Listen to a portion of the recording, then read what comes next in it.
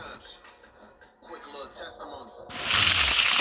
Years ago, I started to speak on the upcoming years and things that would transpire relating to the prophecies.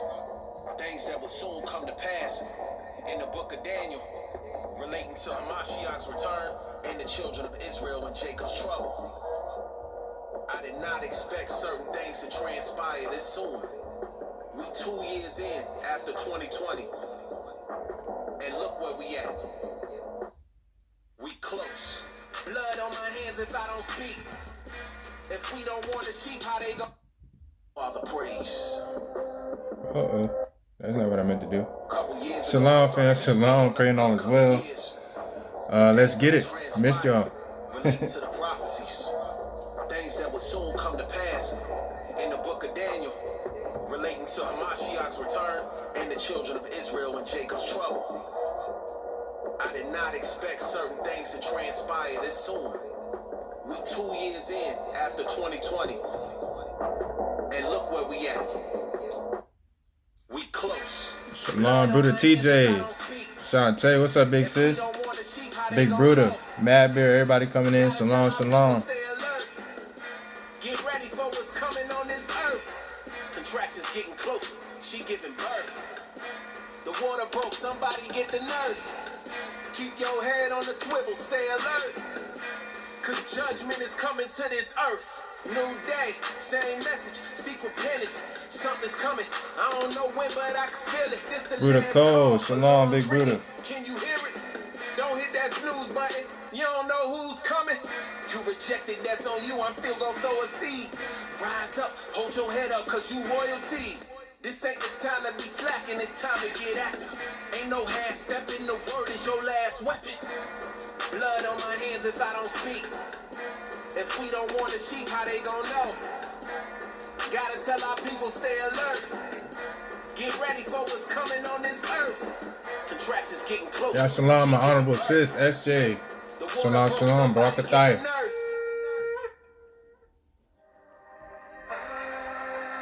Birth pains. Back to back to back to back. Who that?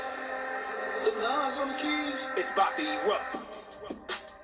Look in the sky, a full moon and it's bloody. I think that it's time. Nowhere we can hide. It's right at the door. I quoted Psalm 91. Thousands may fall at my side. I pray your mercy endures. Abba, you all that we got. You said that you would seal us, protect us and shield us. It's a target on us. The enemies know the tribe is back. Let's call a fast like Jehoshaphat. 2 Chronicles, chapter 20. Moabites and Ammonites. This battle ain't yours, it's mine. That's a scary sight. We gon' sing a song of praise in the midst of war. Cause if he go before us, we won't have to lift the sword. The same yesterday, today, and tomorrow. Won't he do it again? Correct me if I'm wrong. If we humble ourselves. Shalom, shalom.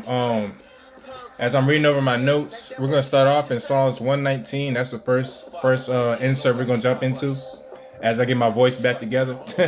But yeah, just a heads up. Psalms 119. We'll be starting around there. Strength in numbers, but keep in mind. In Leviticus 26, it said 5 of us shall chase 100. 100 of us shall chase 10,000. What if it was 1 million of us on one accord doing the same thing? Giving the Father praise. If he go before us, can't nobody stop us. It ain't about war and wanting to fight. It's about the Father's perfect done on this earth. In this season, a great division is happening. Those who seek to do the Father's will, and those who want to do their own will. Choose wisely. Shalom. In times.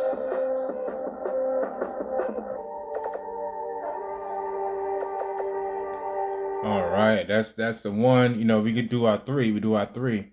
Another one I was led to. Let's see, this one right here, and then we got one more, and then we're gonna get started. All praise to the Most High. All praise. Well, that commercial, we don't play free commercials, you know. What happened? I'm taking it back. I'm taking it. I like this. Y'all shalom, big brother Darius. Shalom, shalom. Big Ruda. I was slipping, I was losing myself. Now I got the power and I feel I can't fail. Brand new energy, if you can't tell. I just woke up one morning and I had to yell. I'm taking it back, taking it back. I'm taking it back, taking it back. Take control of myself, of my mind. Y'all shalom, bro. Y'all shalom, Buddha Koba. Way of purpose, shalom, shalom, love. Auntie Michelle, Titi Michelle, shalom. Y'all shalom. Switch up my direction. Didn't even seem to recognize my own reflection. I was eating out and my body started tripping. It started rejecting everything that I was given. Wait, I'm not passing judgment. I'm just speaking truth. Doing ordinary things that most people do. Thought I had control, but it wasn't true. Now I'm taking back the wheel. Come and take a cruise while I take you on a ride. Make sure you ain't getting lost. Change up my mindset, switching up my inner thoughts. And it's a process, cause the work is never done. Take it back, gotta take it back like a refund. I was slipping, I was losing myself.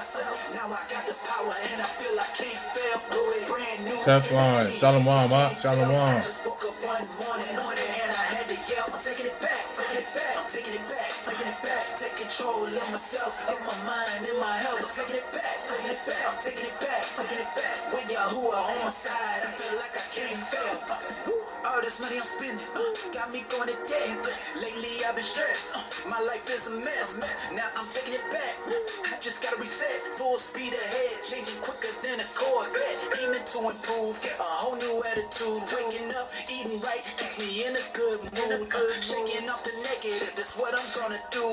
And if I can do it, I know you can do it too. Taking it back, cause I need balance. I knew it would be a challenge. Don't stop, gotta make it happen. Turning all my thoughts to actions. Taking it back. I'ma say it with my chest. Had to go through a process. Homie, you ain't seen nothing yet. Let's go. I was slipping, I was losing myself. Now I got the power and I feel I can't fail. Brand new energy, if you can't tell. I just woke up one morning and I had to yell. I'm taking it back, taking it back. I'm taking it back, taking it back. Take control of myself, of my mind and my health. I'm taking it back, taking it back. I'm taking it back, taking it back. With y'all who are on my side, I feel like I can't fail. Hey, I'm in my zone now. I'm in my zone now. Going up, and I won't come down. I'm in my zone now. I'm in my zone now. Going up, and I won't come down. I feel brand new. I feel refreshed. Had to make big moves. I took the first step. I bet the old me would be so impressed. Yes, it was harder than you would expect. Put in work and I give it my best. And I'm reaching my full potential. Giving 100%. The only way that you can ever make the mindset. If you're gonna win, taking it back. Now I'm the boss. Taking it back. Taking no loss. Taking it back. Alright, how about now? Does that sound better? Cause I was hooked up to the Wi-Fi, but I might got too many things on there. I'm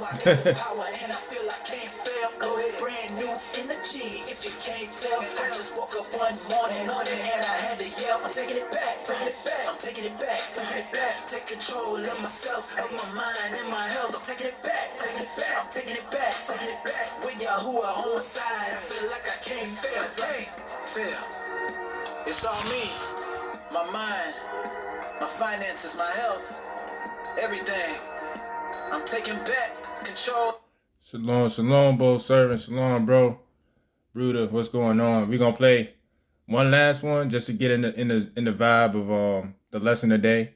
And I promise y'all I'll be right with you getting this. I thought the Wi-Fi thing was straight, but apparently not. I might got too many things hooked up to it. So let me figure all that out. I'm gonna play this last song and then we're gonna get right into it with prayer. All praise to the Most High. Yeah.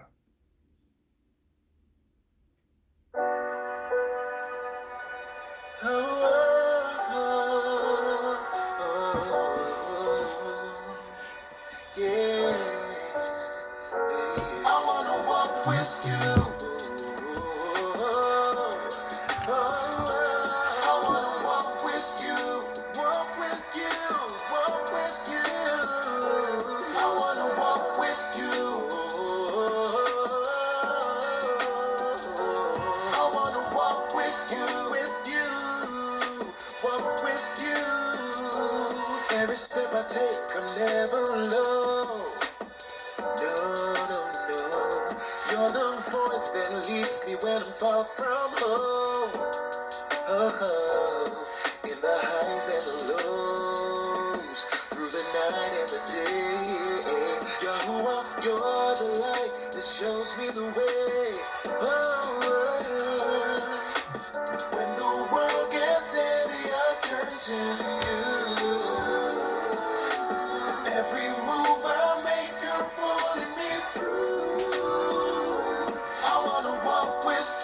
Every single day, through the storm, through the fire, I won't swear. I wanna walk with you. Your light in the soul, with every step, Yahuwah, I wanna walk with you. No more fear, no more doubt in the mind, leaving it all behind. I wanna walk with you, yeah, walk with you.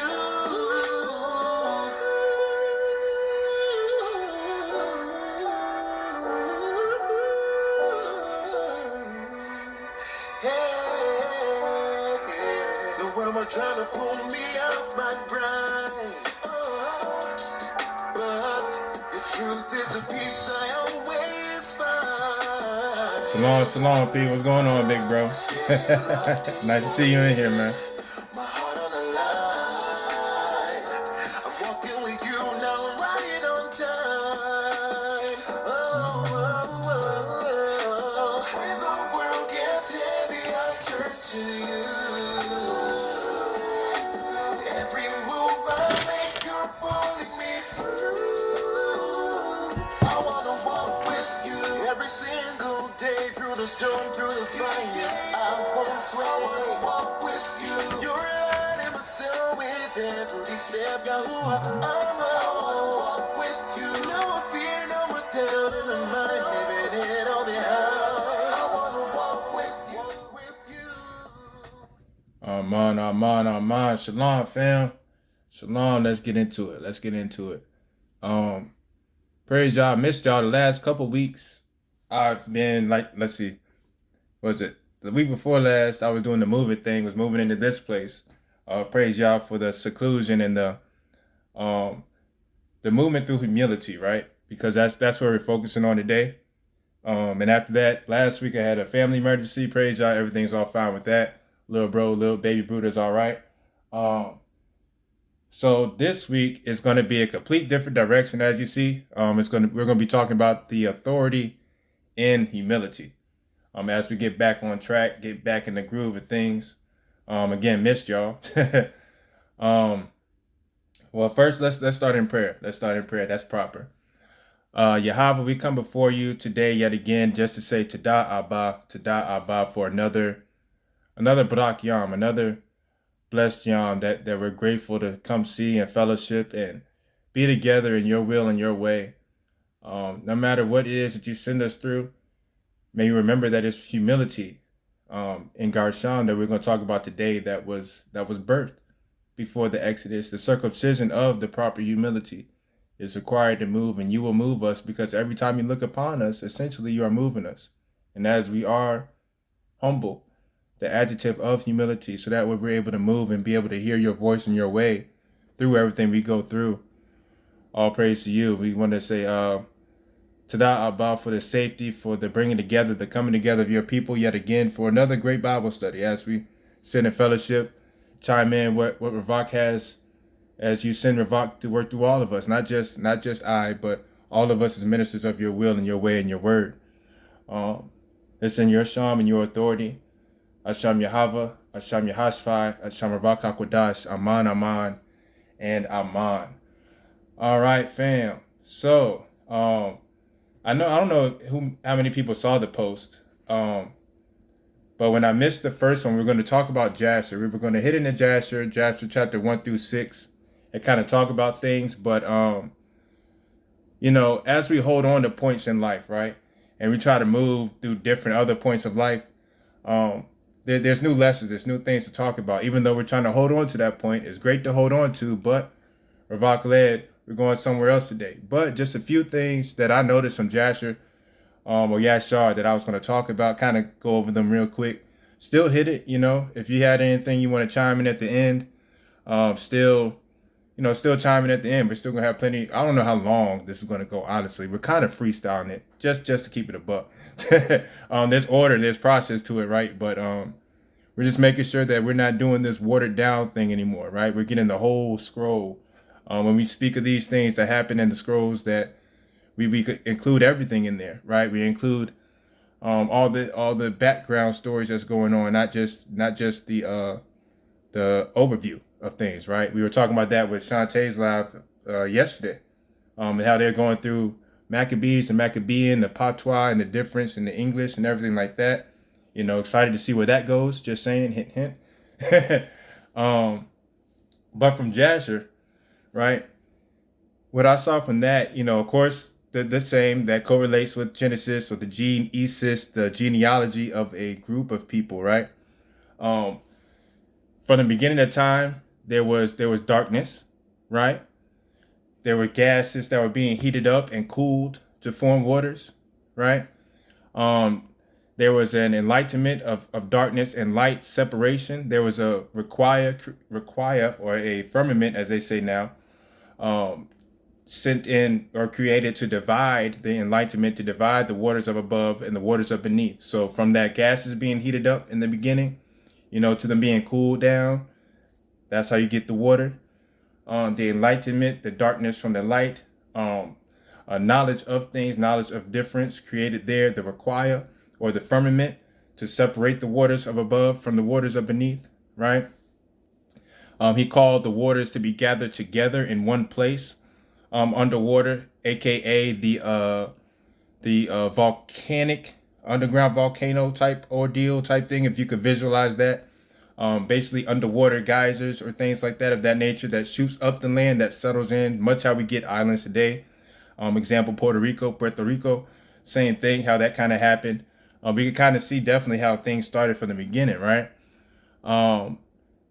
Sprouted forth land, the plants, the seed, fruit-bearing trees, the seed within itself. It's better to eat seeded fruit than not seeded fruit. The seedless you want to stay away from. Example in that. What else? There was no reason to till the ground at first. The original intent was for nature to do its own thing, right?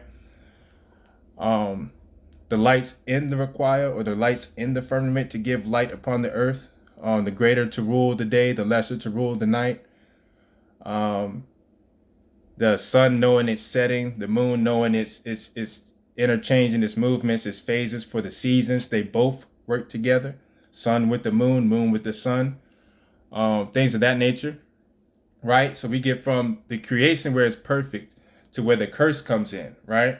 The curse comes in with Adam at Izar, or Adam and Eve, as they say now. And then after the curse, there was corruption of the land. And what I found interesting about the corruption in the land that many lived through. Adam is buried by Methuselah and his father Enoch, Methuselah's father Enoch. It doesn't say anything about Eve or Hava, right? It's all the family that lasted for quite a while until right before Noah or Na'ah, right? The Noah being interchanged with Na'ah, right? Because just like they say, we celebrate or we worship God, God, which would translate to Gad, Gad. So the No in Noah would be Na'ah, right? So with that, the famine lasted for a while with Noah. Right before Noah, little fruit started coming before, things like that of that nature. Breaking down of the Hebrew characters of the 300 by 50 by 300 by 50 by 30, right? How that breaks down into characters, the Sheen, the Navan, and the Lamad, the righteous direction, right? And then the 7 couples that the Crystal and Shantae were talking about yesterday. They brought up about the 7 couples representing Zion, the harvesting, the cultivation of the righteous works, right? All that pretty cool to see in Jasher. But today, we're going to talk about humility. Because the last couple weeks, that's really what's been going around in lessons for my life in particularly. And you know how we were going with the weekly, what you learned this week type thing. And that'll be mine. And again, we're just letting the spirit flow as we get back into things and get my voice back in order and stuff like that of talking. Because, you know, I'm not a talker if I'm not talking on here. I'm telling you, I promise you. I don't talk. But part of being humble and humility, right? But humility stood out to me. And it's been repetitive since the move last week, the week before that, right? And I was studying Exodus chapter 2 and reading verse 22 through 25, right?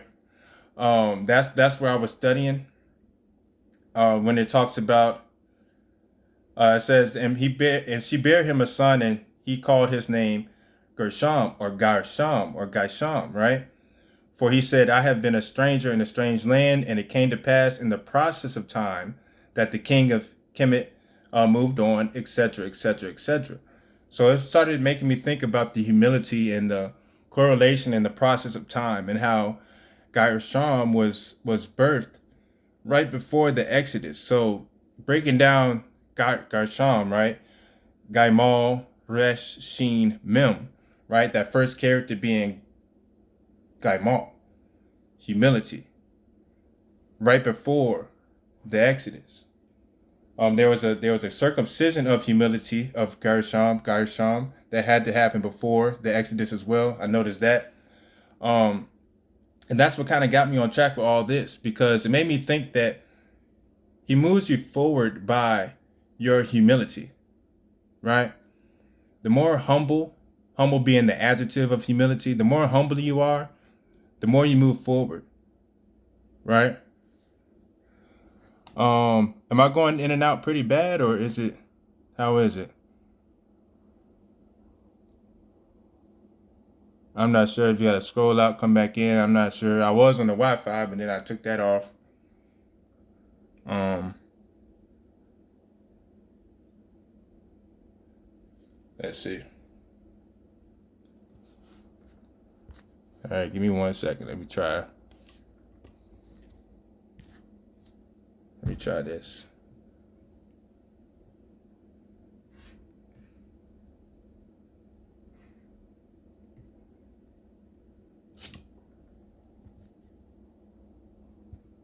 One second. Let me take the laptop off of the Wi-Fi and put the phone back on. Let's see if it does that.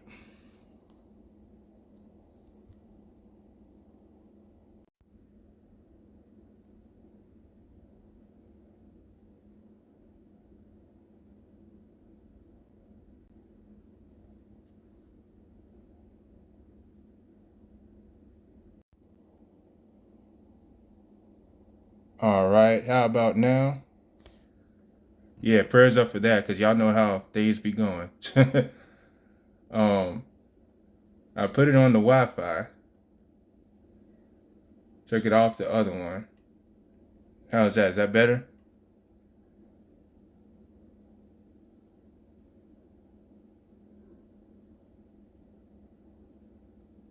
Um, Perfectly so. We're gonna keep going. I'll be looking just to see. Um, could go outside. We'll see. We'll see.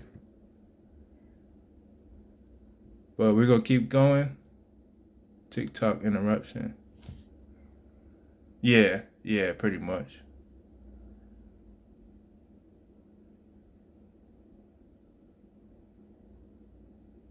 Um,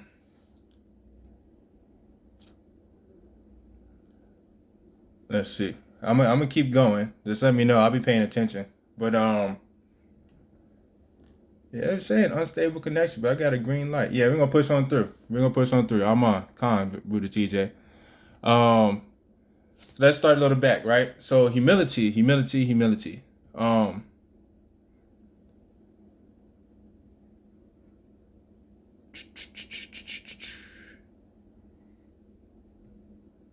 so humility being the thing, right, that moves you. Okay. The more you are humble, which is the description of humility. There we go. Khan Tadar Vakakodash. Um, the description of humility is being an adjective, right? The humility is what really moves you forward, right? The more humble. Mm,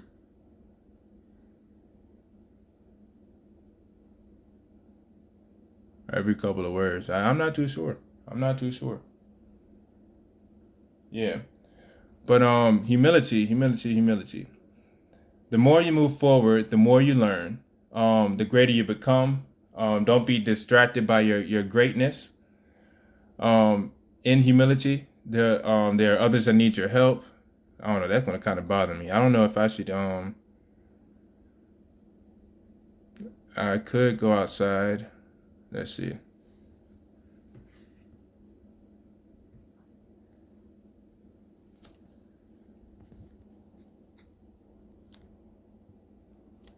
Yeah, every couple words is shutting you down. Yeah, I'm not too sure.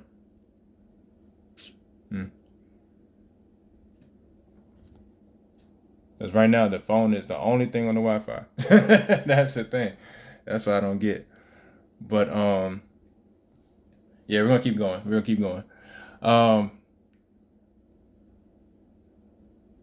so humility has been standing out to me. We're gonna start all the way over. Repetitively since last week, I was studying Exodus chapter 2 when it brings up Gershom or Gershom, which starts with Gaimal, humility. Humility is what was birthed right before the Exodus, right?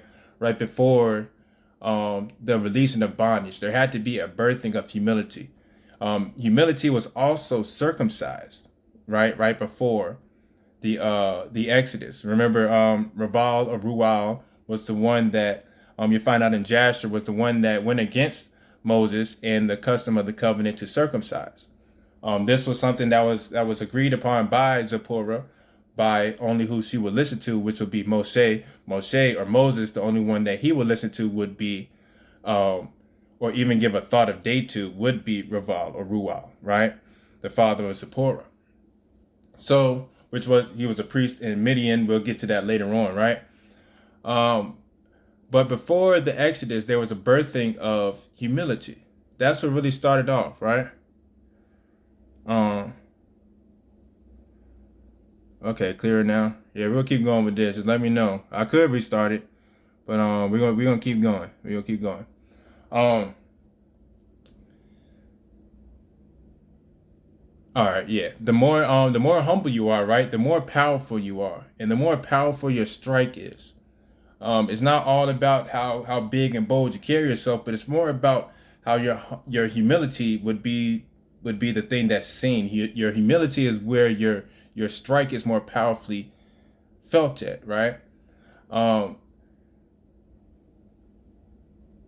You read also in Exodus 2, it talks about how it says the name, meaning I have been a stranger in a strange land, right? Keeping the faith in trial, that's what's really important. That's where the humility comes into, right?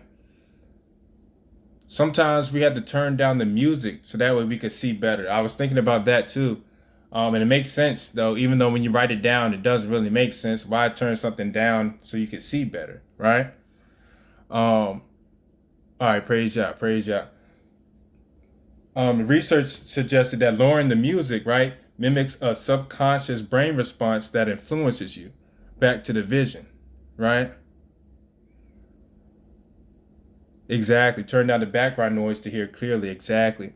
Just like that GPS voice, when that voice comes on and you're going down the road and you want to make a turn, and you're like, hold on, let me turn down the background so that way I can hear what this voice is really saying. That's your humility. The humility complements the authority, right? Humility is amongst destruction, but gets you through destruction, gets you away from destruction. Right after that's birth comes the Exodus. Right after the birth of Gershom and the brother, right? But Gershom being first, there was an exodus from destruction. The humility complemented authority. There's humility included in authority. Those whole 22 characters, that's authority, right? Down, back up.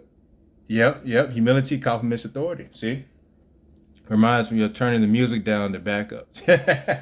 Look, that's funny because the vehicle I drive now, I travel in now, when I back up, it kind of irritates me because it turns down the music every time I back up. I'm like, nah, I want to bump this while I'm, complete park mode. Then we'll cut it off. But just a little side note. See, humility, again, complements authority. Humility is what you're seeing before the walking away of destruction for escaping destruction, right?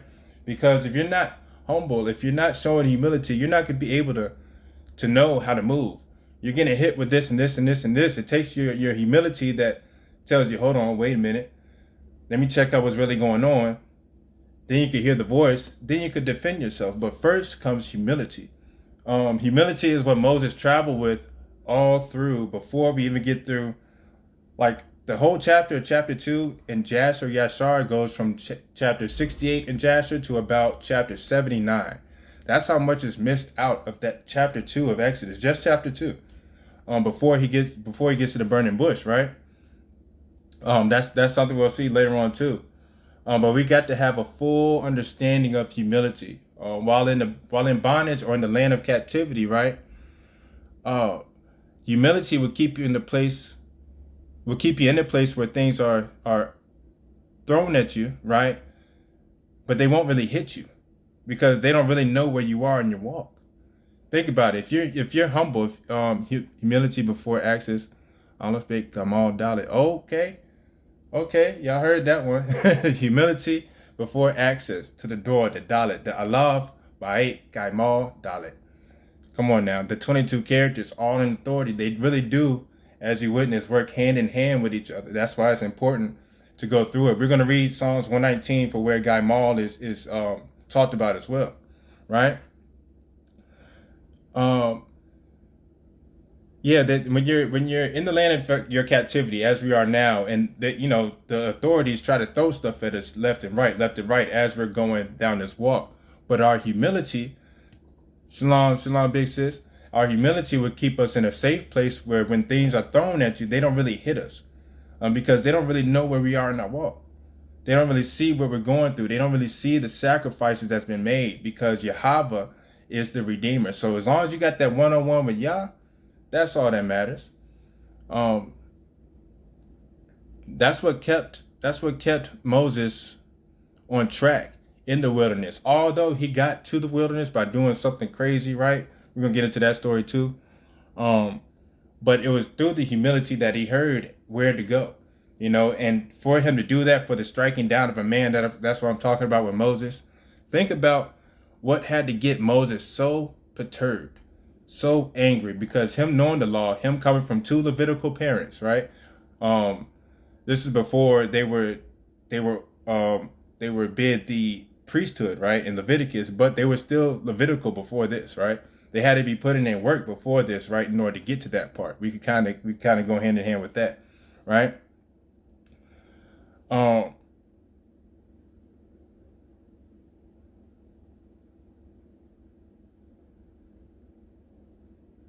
Humility is what was kept in. Sorry, I got a weird message. Humility, the enemy is trying today.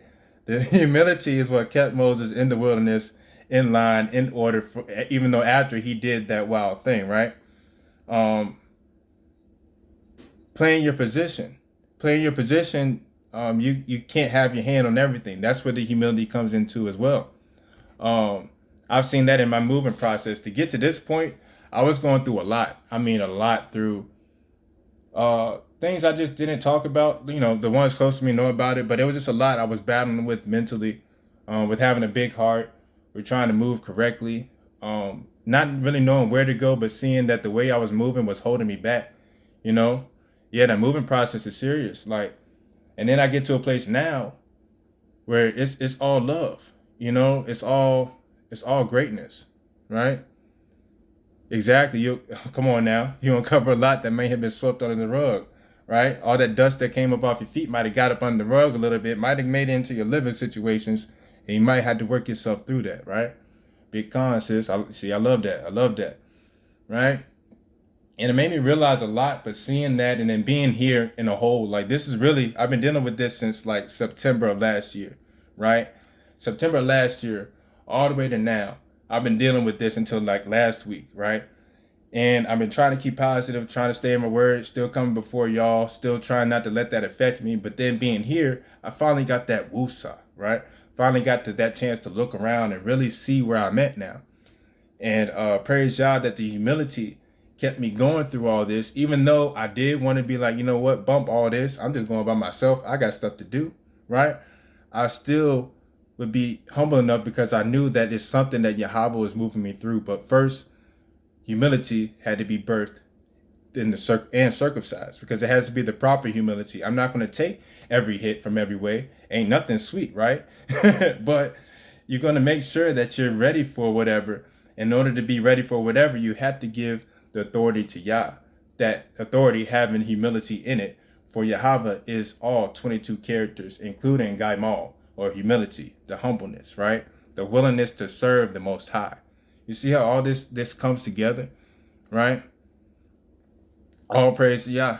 All praise to Abba Yah for this, because it's lovely. Like, that I don't worry about having to move around people in situations. I could just sit. I could just, when I want a quiet time with Yah to study.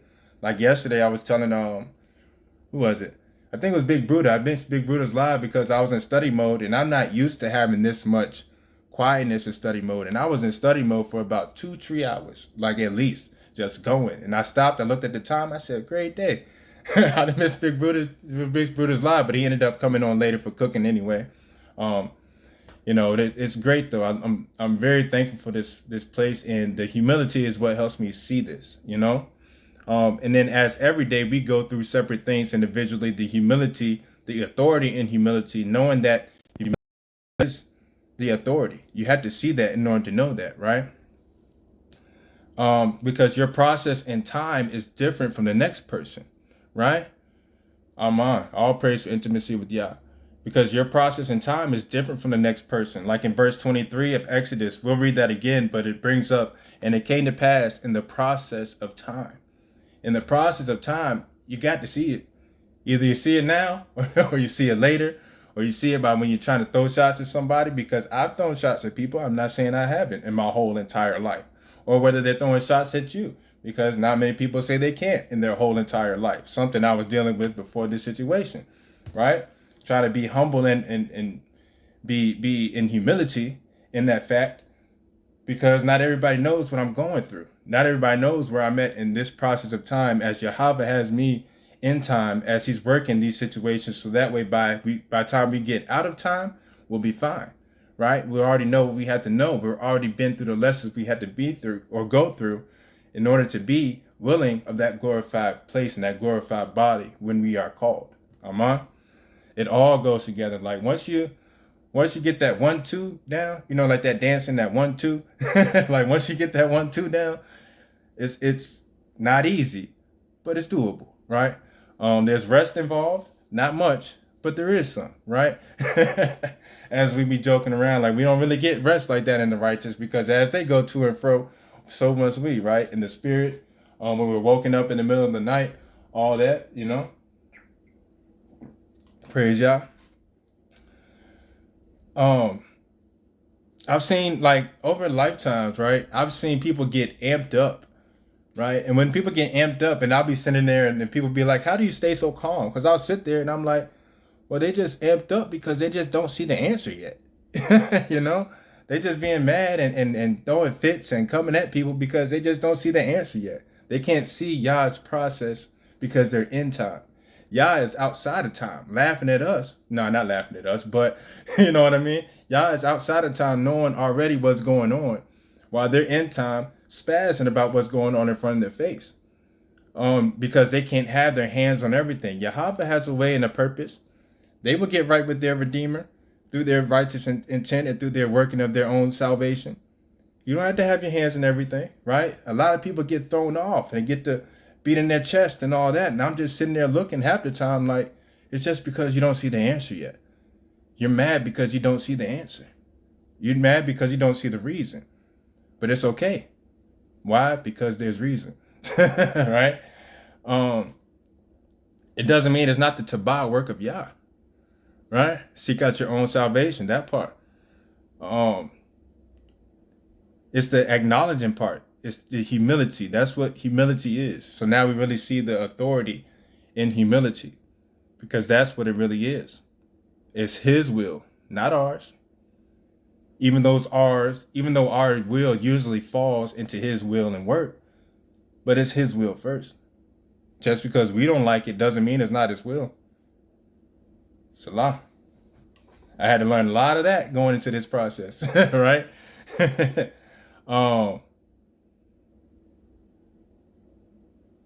Yeah.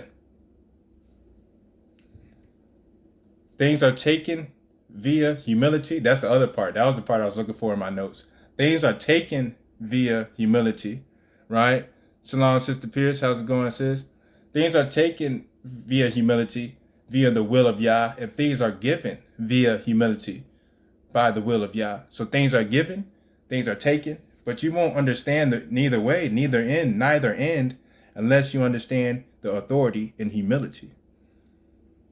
Right? The secret knowledge is only wonderful with humility. All the wondrous ways, the wondrous acts, the wondrous things that can't be explained, because sometimes what's understood, that part, right? That's with humility. Humility, you see how important this really is? Before the Exodus even happened, how Gershom was birthed, because he was already born. He was birthed though right before the Exodus, and the Exodus only happened because there was a way of Yah that came before Zipporah and Moses, and Zipporah, being that she followed the ways of the daughters of Jacob, right? Quote unquote, y'all get what I mean by that? Like the sons of Jacob, the daughters of Jacob, right? She followed the ways of that and knew what to do in that moment, as wisdom as she is, right? Right? We've been a witness of this, right? So we're going to start off in Psalms 119. We're going to read about Gaimal. Again, keeping in mind, been a stranger in a strange land. We'll see that come up in Psalms 119. I thought that was pretty cool when I saw that. It caught on. And that really stuck out to me. But let's go to Psalms 119. We're going to read verse 17 through 24. 17 through 24. Shalom, Mama Mavis. Feels like I haven't seen you in a long time. I've seen you, but you know what I mean. Psalms 119. We're going to read verse... Where is that? Gaimal 17 through 24. And when you're flipping there... Psalms 19, verse 17, you'll see right there it says Gaimal or Gimel or Gaimal, Gimal, all those. There's different, whatever your dialect is, right? But we're going to start reading about there in Psalms 119, verse 17, right? Through verse 24. And this is talking about humility. This is talking about Gaimal. Amen. Speaking to Yah, it says, deal bountifully with thy servant, that I may live and keep thy word. Open thou mine eyes, that I may behold wondrous things out of thy law. I am a stranger in the earth. I am a stranger in Arad. Hide not thy commandments from me, as we are in time, and its things seem strange because of the things that are happening in time that are ordained outside of time, right?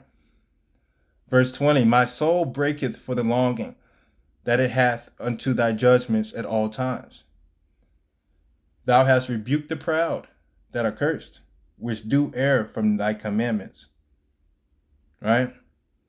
Remove me reproach and contempt, for I have kept thy testimonies.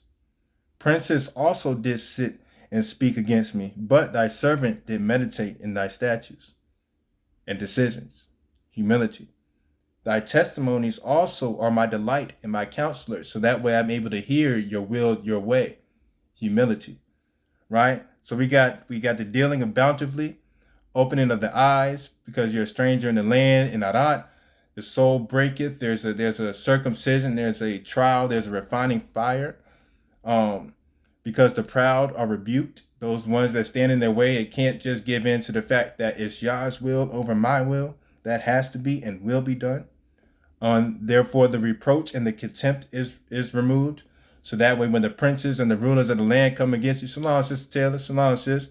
Pray y'all are doing well, the fam, Minister Raj, all that. Congratulations. And then thy testimonies are the counselors and the delight of humility. You see how all that comes together in humility? So those that don't know, now you know. Just go ahead and go through Psalms 119. Alav Atav, it goes through all of the characters and it help you get a better understanding in the meaning of these characters, right? Because comprehension, I saw this by Abayaz Lily. She made a post earlier today and it stuck out, and I'm like, yo, I'm adding this to the lesson, because it said the comprehension elevates communication. It elevates your ability to hear. It elevates your humility, right? To move. Moses moved around a lot before leading the Exodus, right? Comprehension, right? This is the comprehension that's necessary, going one on one, because it'll elevate your ability to hear as you're going through these towns, as you're going into destruction, as you're moving your way through it, as you're being led, right? Understanding what you are taking in, that part. That's the part right there, sis. That's the part. Understand what you're taking in. Don't get caught up so much in what it is that's going on. See what the message is in that. Know that this is Yah's will yet again. Know that people are moving in time, in different places in time, right?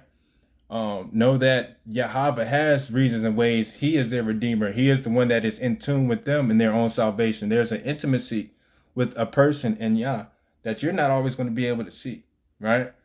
But the humility lets you know that there is that there, you know?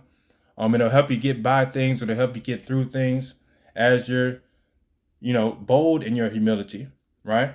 As you're understanding your humility, your quietness will really be more impactful than any type of action, because that is the action. You know what I'm saying? If that makes sense. Salah on that. Again, humility gets you there faster. There being the point, the matter, the lesson, right? You listen quicker, you move quicker. Every time, again, Yahweh looks upon you, you're moved, essentially. Humility is the deciding factor in movement.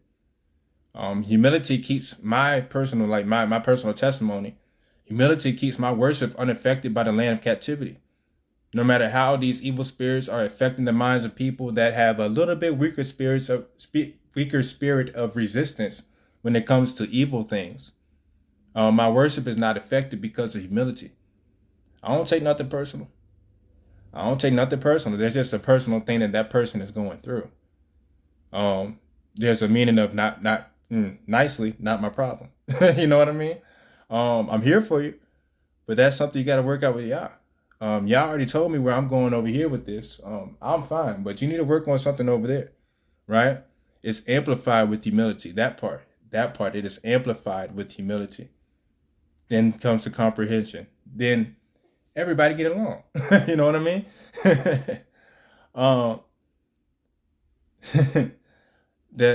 And humility helps, again, me see my people and where they are and how to watch out for each other, knowing things. It's the humility that has to be there first, right? This walk and this work is my nourishment. The drink is humility. That's the drink that helps everything go down. That's humility, right? If you want to look at it like that. This work and this walk is my nourishment. The drink is humility. Brother Teflon sent me something the other day. Abiyaz Shalom, sis, big sis. I was just talking about you. And your post talking about the comprehension elevates communication, right? It allows room for Yah to use our vessel. That part. Yeah, because the nourishment and the drink down, the digestion, you're picking up. See, I like that. The walk and work is my nourishment, and the humility is the drink, right? With all respect to the Father, right? This is what I noticed about being here. Just a quick little testimony, and I promise you we're going to get into some scripture. Like I said, we're going to freestyle it today. We're freestyling. But with all respect to the Father, things could be so simple in life, right? Respect as in the humility. Humility is the respect. The respect given is the respect that is humility, right? It would be all simple because, if we all got it, things would be a lot smoother, right? For the testimony, I put in a request here at the apartment when I first moved in, right? Brother came in for maintenance. I see him, and he had like I had Big Buddha. He made me a righteous tunic. I had it hanging on the door because I'm letting the wrinkles fall out. Instead of ironing, I'm weird about some things, but that's not the point of this. I had it hanging on the door, and the maintenance man came in, and I already peeped that he had a head covering on, right? I believe he's a Muslim brother. I never really asked, but He's going through, we're talking, and the conversation naturally switches up. Like the vibe switches up because, the door, you can see the door as you come up the steps in my apartment. You can see my door, my bedroom door, and you can see it hanging there. It's beautiful. It stands out. It has the fringes on it and everything. And as the guy's talking, he's walking back through. He's like, "Hey man, you know about incense?" I'm like, yeah, I got a couple in the drawer. He's like, yeah, it kind of smells like incense, but be careful about this because some of them they use and make they use with pig feces for these some incense that they make. So you want to burn more of the charcoal versus all of the other ones because they do mix stuff in there. And he looked at me. He's like, yeah, because you're like Muslim or something, right? And I'm looking at him and I'm like, Hebrew. Hebrew. We're all brothers of Hebrew of Israel of Hebrew of Israel. And he just looked at me because when I said, we're all brothers, he just looked at me and smiled and was like, about time. And he just shook my hand. He didn't say anything. He just shook my hand. A very strong grip, matter of fact, too. But he just looked at me and just shook my hand. Like that's all that we have to understand, right? Okay, so facts. That is true. See, it's just testimony, but yeah, I was sitting there like, man, this is what it is. Like it's brotherhood. So I still had another issue. He's like, boom, I'm gonna tell them about your request. I didn't get the ticket for that, but I'll tell them about that, right? There you go, Bruder TJ, that part. So I'm sitting here the next day, I'm kind of cleaning up, not expecting nobody to come in. I'm expecting like a week. I don't know how things are ran over here just yet. So I'm expecting like a week or something to happen. I get a knock on the door. There's another brother that comes up. Big dude too. I mean, big dude. And he comes in and we're talking. He says the same thing. It's like the vibes change. Like I'm over here doing my own thing, and they're walking as they want to through the crib. I'm not worried about it. There's a vibe there. There's an understanding of humility here because we are aware of culture. And I'm like, man, y'all has moved me into a place like this. Like where I was before, I was the one, like literally just the one, but dealing with all the mess. And I get here, and they're working with me. I'm getting people to come in day by day just to help me out, just because we know we are all one, right? Told brother have a blessed one, boom. Instead of because the dishwasher was messed up, and instead of just repairing the board on it, he's gonna give me a whole new dishwasher.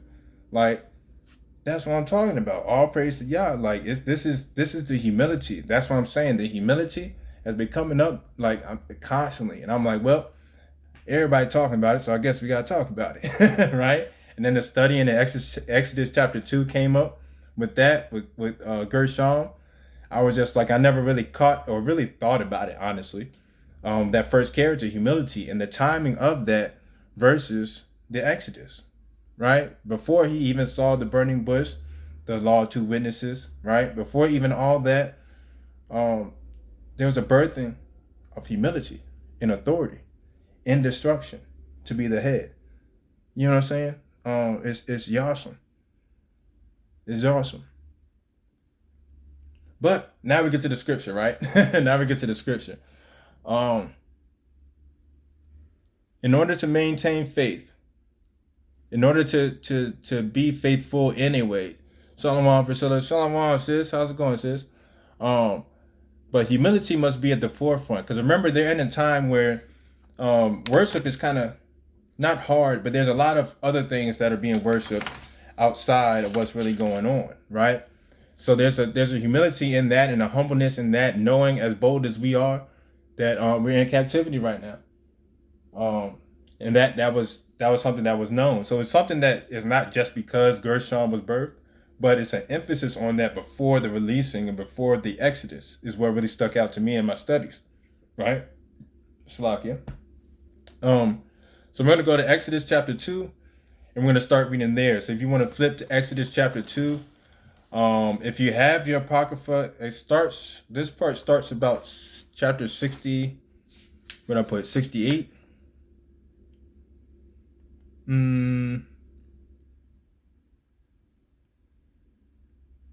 Yeah, actually, yeah.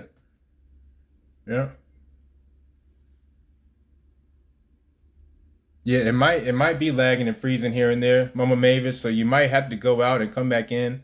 It's showing green dot. So, Yeah, we've been dealing with this from the jump. From the jump. So yeah, you might have to scroll down and come back in. It should be clearer. If not, um, yeah, because I done got off the Wi-Fi and got back on the Wi-Fi. Is it still messed up, Mama Mavis? Before we get to reading.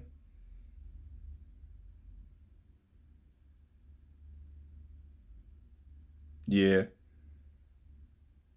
yeah, I'm not too sure. I could get off the Wi-Fi, but it might be even worse. I ain't gonna lie to you.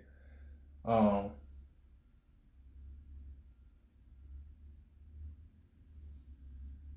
yeah, might have to rejoin. Yeah, sorry, Salaki about that. I'm telling you, like the replay when I record this, you'll see it'll be a green dot the whole time. I mean, the whole time, and I'm on Wi-Fi. Uh, yeah, I don't know. I don't know, but um, yeah, yeah, TikTok be TikToking. I'll tell you that.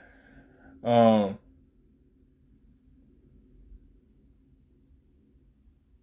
yeah, it's usually how it goes. I'm telling you, I'm looking at a green dot right now. I mean, green as day, green as day. Um, I could get off the Wi-Fi real quick to see what goes on. Um, if y'all like to do that. All right, boom. So Exodus chapter 2.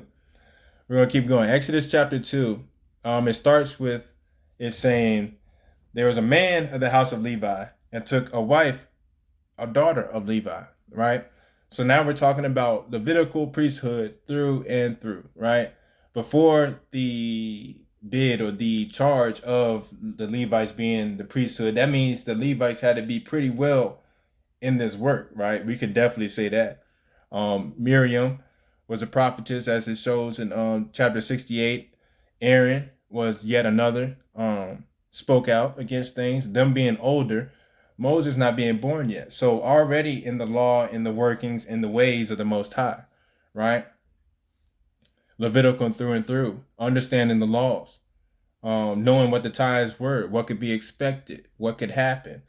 Now, do remember, we're still preaching and teaching during this time, right? We're still learning about the culture. We're still spreading things about the culture amongst ourselves, where we were all living at, because there was a certain area where all the children of Israel were. They worked in the cities. They worked in the troughs and trenches and stuff like that. But their sleeping area was, of course, in one place away, right? Um, There was. Hold on. We see they got me doing a puzzle though with all this misconnection. 1 second. 1 second. They can sure bring that puzzle up just fine. All right. Boom. So yeah, we all what did we expect? Everything going on that they had going on there, right? The women conceived and bear a son. Verse 2. Exodus chapter 2, verse 2. Um, it says the woman conceived, the mother being Jochebed and the father being, oh man, Amram, I believe. Oh, I feel bad about that. I believe it's Amram, right? Um, but we can see here that he was born of two Levitical parents, right? And was born a son, Moses or Moshe, right? And son of verse 2, when she saw him that he was a righteous child, she hid him in 3 months.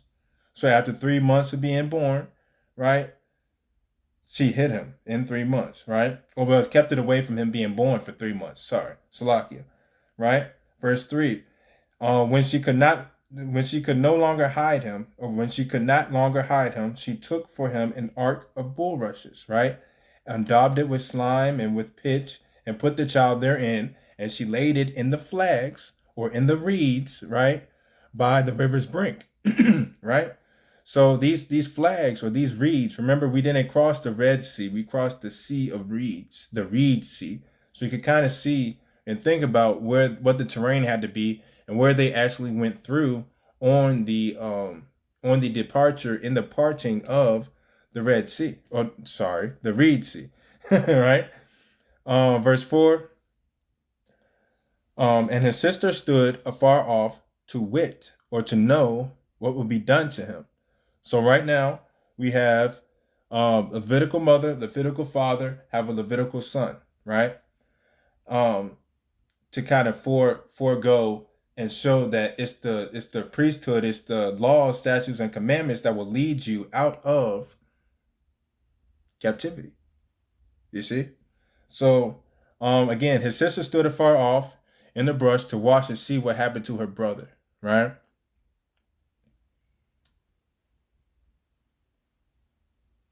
And verse 5, it says, and the daughter of Pharaoh came down to wash herself at the river, and her maidens walked along by the river's side, right? So the maidens would be what? They would be Hebrew, okay? So we have Moses' sister standing afar off, watching to see what happens to him, Hebrew, of a Levitical mother and a Levitical father, Hebrew, right? The Pharaoh's daughter came down to wash herself with her maidens, which would be Hebrew, right? And when she saw, and her maidens, and they walked along the river's side, when she saw the ark among the flags, she sent her maid to fetch it, right? Her maid would be, again, Hebrew. So the sister, standing far off still, watches the Pharaoh's daughter come down with her maids, right? And she sees now that she sends a Hebrew woman or a caretaker of Pharaoh's daughter, send her down to grab the ark out of the flag. So the flag, there was no going down the river as the Prince of Egypt movie says. There was no sending off. He was set in the reeds, right? Set right inside the reeds, right? Verse 6, and when she had opened it, she saw the child, being Moses, right? And behold, the babe wept, and she had compassion on him and said, this is one of the Hebrews' children. Boom. All right, so what did she say? Then said his sister to Pharaoh's daughter. So now her sister, so keep in mind what's going on. Her sister sees that he's picked up. So she says, boom, all right, let me run over here. Then the sister said to Pharaoh's daughter, his sister, right? Verse 7, it says, his sister said to Pharaoh's daughter, shall I go and call thee a nurse of the Hebrew women, that she may nurse a child for thee? Verse 8, and Pharaoh's daughter said to her, go. And the maid went and called the child's mother. Boom. All hand in hand with each other. So the sister sees sees Moses picked up. She runs down. She says, hey, I see that's a Hebrew child, acting like she don't know nothing. She's like, should I call thee a nurse of the Hebrew women to nurse this child, right? This Hebrew child should be a Hebrew mother that nurses her, right? So should I go do that? The Pharaoh's daughter says, yeah. So what does his sister go do? Go get their mama, right? So now we see that Moses still knows growing up his sister, his mother, his father, his brother, right? So that's how we still knows these, right? Right? You see how it all comes together? So it's like when I read that, I'm like, man, I didn't even think about that. So, Mom Duke sends the daughter on a mission, Miriam, right? Sends her on a mission. She's sitting there watching. Sees her get picked up. She runs down like she's just, happened to be walking down the river Nile today or something, And she sees the Pharaoh's daughter, says, hey, should I go get a nurse of the Hebrew? And then she says, yeah, go ahead. And then she says, you'll see it right here in verse 8, just to make sure. And the maid went and called the child's mother. Who was the child's mother? Jochebed, right? So verse 9, praise Yah. Verse 9, and Pharaoh's daughter said unto her, take this child away and nurse it for me, and I will give thee thy wages. Now everybody's, yeah, it's being recorded. Yeah, it's definitely being recorded. So it'll all come together very smoothly. Praise Yah for that. I got you, Auntie Michelle. Verse 9, and the Pharaoh's daughter said unto her, take this child away and nurse it for me, and I will give thee thy wages. And the woman took the child and nursed it. Boom. All working together. Now we're getting paid. You see how we all stuck together? You know what I mean? Like, it wasn't a thing that we were really separated, but we had to have humility in order to know how to act in these situations in the land of our captivity. But we still looked out for each other. Especially the women of Yah. Especially that. Verse 10. And the child grew, Moses, and the child grew, and she brought him unto Pharaoh's daughter, and he became her son. And she called his name Moses. So that means the Pharaoh's daughter named him Moses. Salah on that.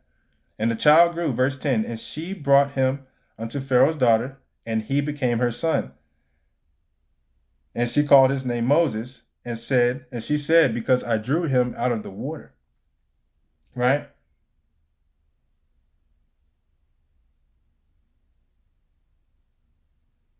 Verse 11. Right? Verse 11. And it came to pass in those days, when Moses was grown, that he went out unto his brethren, and looked at their burdens, and he spied an Egyptian smiting an Hebrew, one of his brethren. Right? So let's pause right there.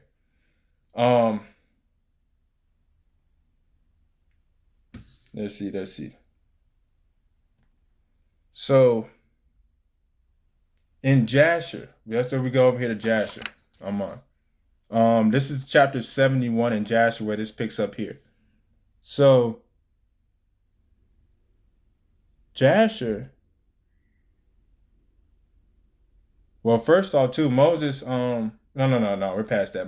Jasher, and when Moses was 18 years old, he desired to see his father and his mother. So this is saying again that when Moses was of coming up, right? Because remember, he was brought up out the water by his sister, right? Not by his sister. He was sat in the reeds in the water. His sister watched from afar off. We see how his sister went and got his mother. The mother ended up nursing Moses. Next thing you know, boom, right? So this is like that's why I said earlier, it makes sense because you want to also see and know that in Jasher, things can sound like a bit like folklore sometimes, right? It sounds like folklore sometimes, but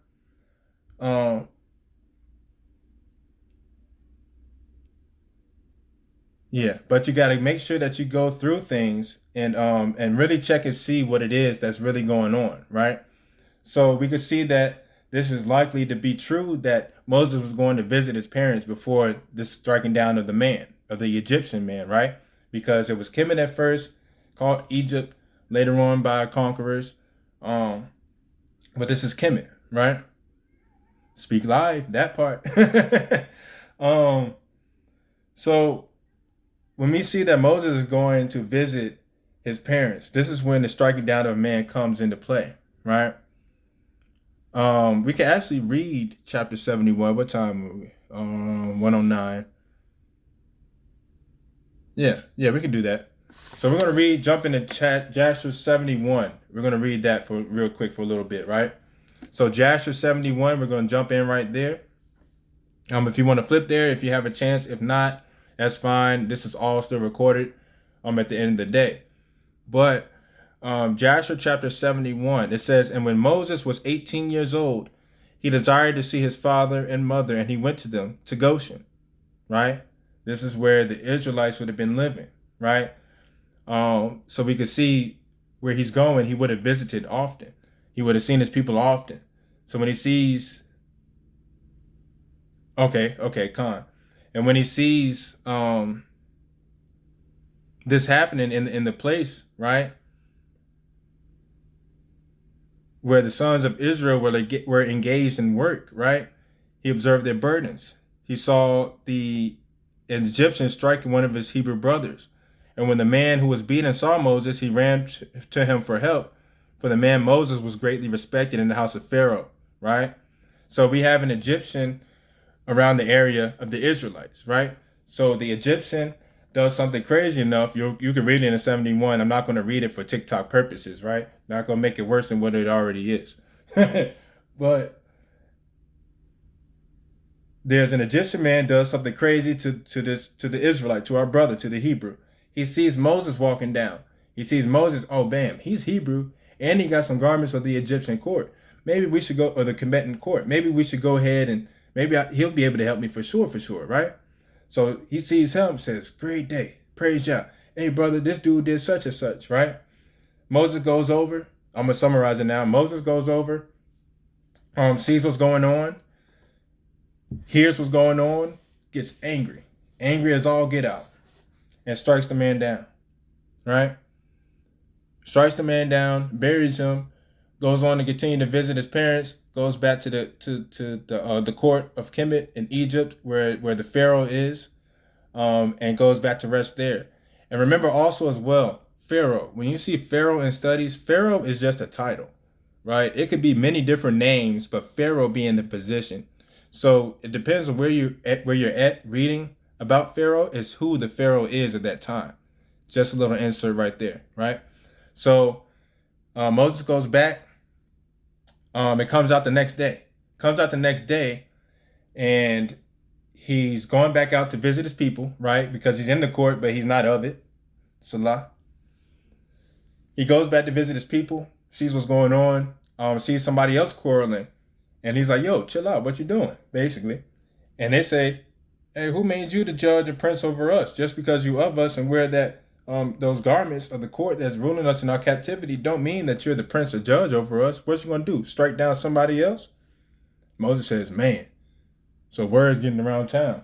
Might be TTG. Might be time for me to go, right? So, long story short, Pharaoh does hear about this. The Pharaoh at the time hears about this. Moses takes off to a place strange to him, right? Where humility is really in the working, right? This is all still in chapter 2. We haven't even gotten to verse, 15 now. But we see that there's all types of things happening in the background, all types of connections we have to make. We're not going to let this thing be watered down anymore, right? So, yeah, Pharaoh hears. Moses takes off to a place that's strange to him. He's going to the wilderness. He gets led by the will of Yah, a 40 days journey. We're still in line with chapter 71. We're about at chapter 72 of Jasher now. So he gets sent out to 40 days journey, which is roughly, I tried to look that up. This is where I'm still studying myself. They say 40 days journey, which would be roughly about 1,000 miles, right? Some say like the 3-day journey is about 20 to 25 miles on foot. But remember back then they were about that walking life. So they might have been a little quicker, right? So there's a lot of things that you have to account for and bring together, right? So Moses takes off, 40 days journey, okay? 40 days journey. He gets to the region of Midian, right? Because there's regions of like Pan Adam. That's the region in where Haran would be, right? Haran being the house that Laban, right? Of Rebecca's brother, where Jacob would meet Rachel and Leah, right? So this is the so Moses runs to the area of Midian where the Midianites are, okay? But first, before even hitting Midian, right? He's in the wilderness. So they say right here in verse 15 about Midian, he was a king of Cush first. Then we're going to dive into that. So Moses takes off 40 days journey. This is still about Jasher 72, Yashar 72. Moses takes off, led by the Most High, 40 days journey. 40 days journey, he gets to this place in the wilderness of where Kikianus, who was the king, right? There you go. Y'all got something brewing over there. I see you. So Kikianus, right? He was a king of Cush, right? So Kikianus, the king of Cush, was battling with, it says it's chapter 72, the children of the east at Aram, right? So he's battling with these children of the east, right? So he leaves his kingdom. He's kicking it with Balaam of the Balaam, right? These same Balaam will be the ones that would come against Moses at the end with his brother with the staff and everything. I bet they were excited to do that, right? Because of what happens here. So King Kikianus goes out and defends against these people of the east and Aram, right? Goes to battle, comes back. In the meantime, when he goes to battle, Balaam, doing what Balaam does, right, tries to twist and he starts persuading the people to follow him and his rule. They shut them people out, okay? So Kikianus comes back. Moses still ain't there yet. Kikianus comes back and sees that his place got taken over by the Balaam, right? which would be, it was Balaam, his 2 sons, and Balaam's 8 brothers. That's all who ran this at the time. As soon as King Kikianus left to go to battle, right? So, and this is of Cush, king of Cush. So he comes back, sees that his place is taken over by Balaam, his 2 sons, and his 8 brothers, right? He says, man, great day. So now they're in siege trying to get their place back. This is where Moses comes along, okay? So now Moses comes along on that 40 days journey just from offering the man, know he has to take off. He comes into the place of where the siege is, where King Kikianus and his people are trying to get back into the kingdom of Cush, where he was ruling, right? So then, after the process of time, we're going to start saying that the process of time, King Kikianus moves on, all right? They start searching and asking, who is here still left that we could make our king? Because we got to get our place back. If they see we have no king, we're definitely done once they find this out, right? So they see we have no king, we're done. So they're looking around, they're asking, who could be the king? Who could be the king? There was none there like Moses. None had the wisdom there like Moses. So let's also realize that these people, it's not that they didn't believe in the Most High. They just were doing what they wanted to do. But they knew the wisdom of it. They couldn't deny that. I mean, even who I talk to nowadays, they can't deny the wisdom. Believe what you want and how you feel and how you're led. I recommend otherwise. But you can't say that it's not wise and true, what I'm saying, you know? So with that being said, Moses becomes king. All right? Moses becomes king. The wife of King Kikianus is still there. He does not get to know her, right? But they do rule together. So they still want to take over. So what Moses tells the people to do at this point, he says, all right, because there's serpents outside of the gates, right? Serpents scare the horses, right? So Moses says, boom. So you know those storks over there, right? Go grab a stork that's at a young age, right? So you could train these storks. These storks, they're going to learn how to dart and go back and forth. These storks are going to go against the serpents. So that way we could get across that into the kingdom and take over. So everybody grabs a stork of a young age and teaches them how to dart like a hawk. Why like a hawk?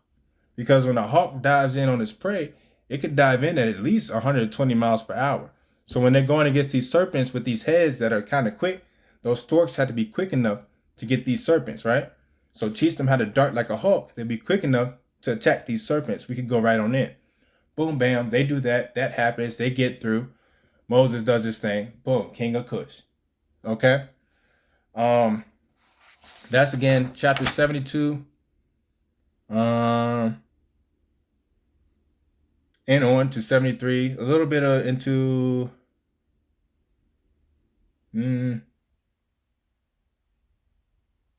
really all the way through to about 79. All these things that we're about to talk about now kind of go in right here. All right. So where we at? Yeah, Moses is king. Moses is king of Cush. All right. After a while, of course, after him not touching the wife of King Kikianus, because she is a descendant of the Canaanites of Canaan, and what was ordained by Abraham of Abraham of Eliezer when he went to go look for a wife for Isaac, right?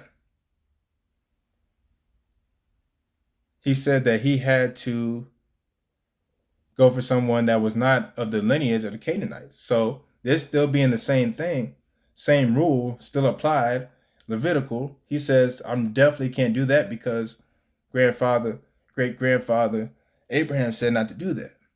Okay? So he doesn't touch the wife. The wife says after all these years, like, hey, remember the son that me and King Kikianus had? He's old enough now to rule. So now that he's old enough now to rule, he should rule, and Moses should be going on somewhere. The people agreed. But with the humility involved in the whole thing and the whole time, knowing that Moses is Hebrew, right? And they technically believe some other stuff over here, technically. But knowing that, there was still humility involved, there was respect involved. They sent Moses off with a great pomp, as they say, with a great renown, with gifts and everything like that, of a thank you, of a tada, right? Moses left peacefully. He said, you know what? Y'all got it. I'm being led because I can hear there's some humility, there's something going on. I'm being moved for a reason. I move. All right.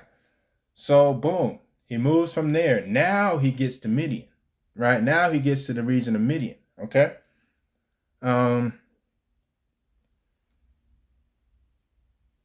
So verse 15, and back in Exodus chapter 2, with verse 15, we're about 130. All right, we're gonna be fine.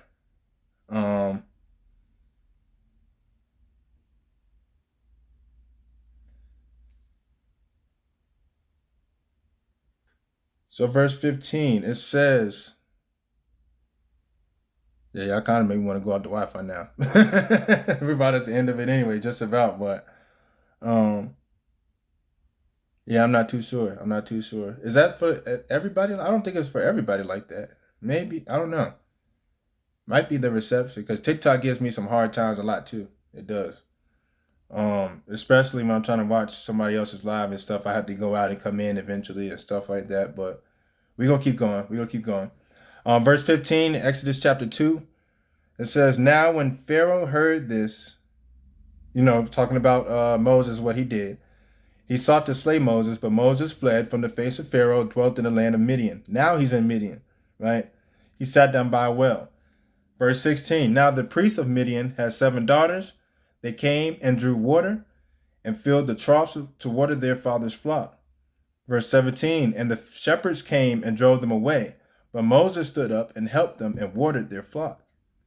Verse 18, and when they came to Reuel the father, he said, how is it that ye are come so soon today? And they said, an Egyptian delivered us out of the hand of the shepherds, and also drew water enough for us and watered the flock. And he said unto his daughters, and where is he? Why is it that ye have left this man? Call him that he may eat bread. Right? Oh, no problem, Sister Pierce. Shalom. Safety, blessings, barak unto you and yours. Until next time, appreciate you coming through. Yahava Hava. So Moses, so he says, hey man, where's this man at? You left him out there, tell him to come through so you can get something to eat. This is of our culture, right? And Moses was content to dwell with the man, and he gave Moses Zipporah, his daughter, right? So we get to the point where, all right, let's bring it all together. So Midian is an area, okay? Let's see, where am I in my notes? I done went all the way down now. Let's see. One second. All right, boom. So Midian, okay? Midian is a place outside of Cush. Cush will also be Ethiopia, okay? In translation, depending on where you are in study, just throw it out there too. But he's in Midian now, away from there, okay? It's still a place where Balaam doctrine still runs, or doctrine outside of the way of the Most High still is there. There's probably some Egyptian worship or of idols and things like that. Appreciate the gifts, y'all, too. And whatever else people picked up along the way is there. He meets Zipporah. Just remember, like before, in the house of Laban still was worshiping idols and stuff like that, right? He's still going through a lot of things, a lot of evil things, evilness going on. But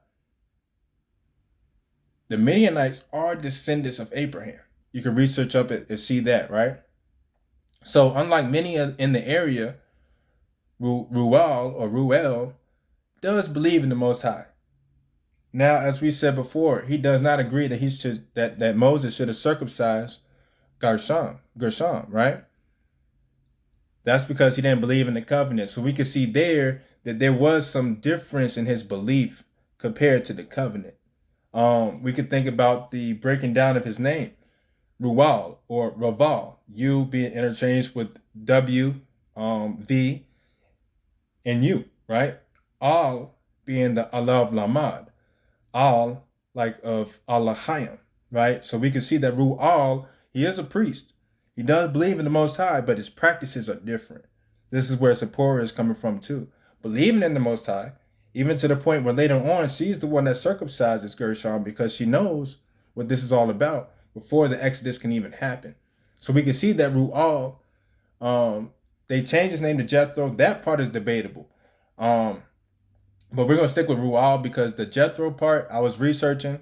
We could also research that as well because it's seeming like that was just a name of the job of the work that he was doing.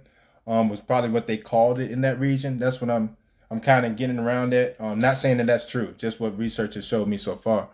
But Ru'al or Raval or Rawal, the al is practiced in a lot of places, a lot of cultures that are around the Most High that are still over there on the other side of the waters now to this day, right?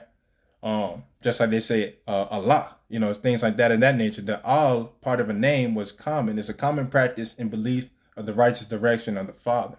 So there's still some some correlations there, but it's still not the complete belief and culture of the Most High because it is Ruval or Rawal that tells Moses not to circumcise Gershom.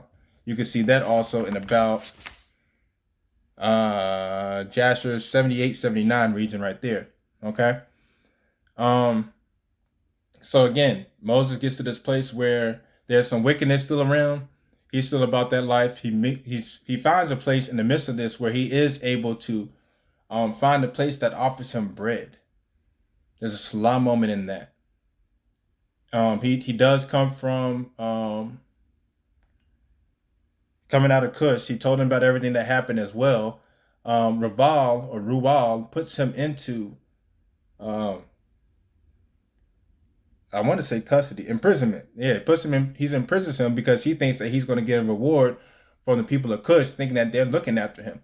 So now Moses is in prison for 10 years after he didn't drew water for the flock of Ru'al and helped the daughters get back sooner. That's why he was like, yo, y'all came back sooner than before. Usually it takes y'all longer than this because they always mess with them at the well. All these shepherds here in the wrong direction. We could kind of get that from that too.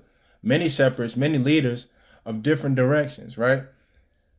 Treating women how they're supposed to be treated is a thing. It's a thing, right? But he gets to the house, he eats bread with them, he finds out where he comes from, he tells them about everything, how he was sent off with gifts. Ru'al says, you know what? You might still be in trouble. I'm gonna lock you up, right? After 10 years, this whole time, Zipporah is still taking care of him, still giving him bread, still raising him, still teaching him, right? We can find that also, Jasher, around the same areas. And he comes out of there with Zipporah. They start heading back. Boom. As he was taking care of the flock one day, one of the flock ran off. Moses chases him. One of the flock of his father, Ru'al, he chases the flock. Gets to the burning bush. This is where they get to the burning bush part, right? So on and so forth. That's where the law of two witnesses. There was one that believed Moses. There was an angel at the bush. Boom. Here comes the presence of Yah. Burning bush, right? The law of two witnesses applies there as well. Then you could keep going. But for today, we're going to come back. I could go that far. But after they leave and we get to the point where Zipporah has Gershom. Now we're back into the authority in humility. We're back there.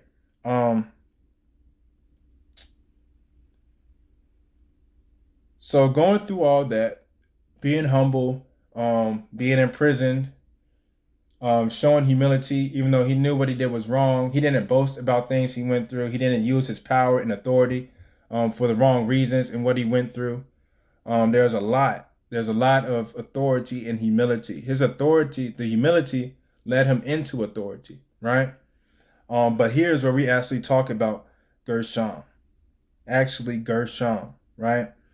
We're going to start in verse 22 of Exodus chapter 2, verse 22. Exodus chapter 2, verse 22. It says, and she bare him a son, and he called his name Gershom, for he said, I have been a stranger in a strange land, right? A stranger in a strange land.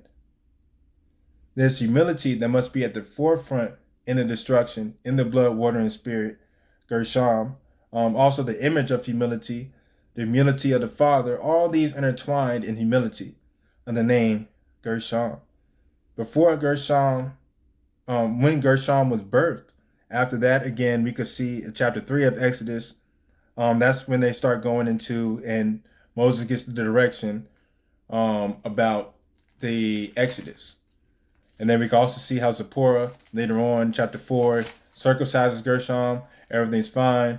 After that, Exodus 5, 6, dealing with Pharaoh, working on the Exodus, right? But before that, humility had to be birthed and circumcised. There's a Salah moment on that before the work could be done, right? Hey, certified, all praises. Shalom, brother. Shalom, brother.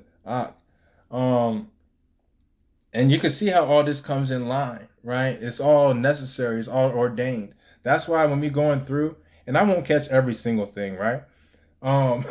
But that's why it's great to study together, because this is a study session. This ain't to say I'm this person that's leading this and that. This is just, hey, thank y'all for coming through. This is what I seen was cool. It stuck out to me, right? That's all this is. But it was the humility, the authority in humility. What I've been going through these last couple of weeks, especially trying to keep coming on the live, keep trying to do the thing. You know, y'all just saying, son, no. But I'm like, but, you know, and he's like, no. Even last week, I'm telling you, I was sitting here and I'm going back and forth with my brother, making sure he's okay. And then, you know, I am my brother's keeper. You know, I'm gonna take care of fam. So that's where I was led there. But this week, I'm glad because humility really speaks. With everything coming together, humility is the forefront. Verse 23, that stuck out too, because it says, and it came to pass in the process of time that the king of Egypt moved on, right? So the leader of the bondage holder, right, reasoning with one another under Yah's standard. Aman.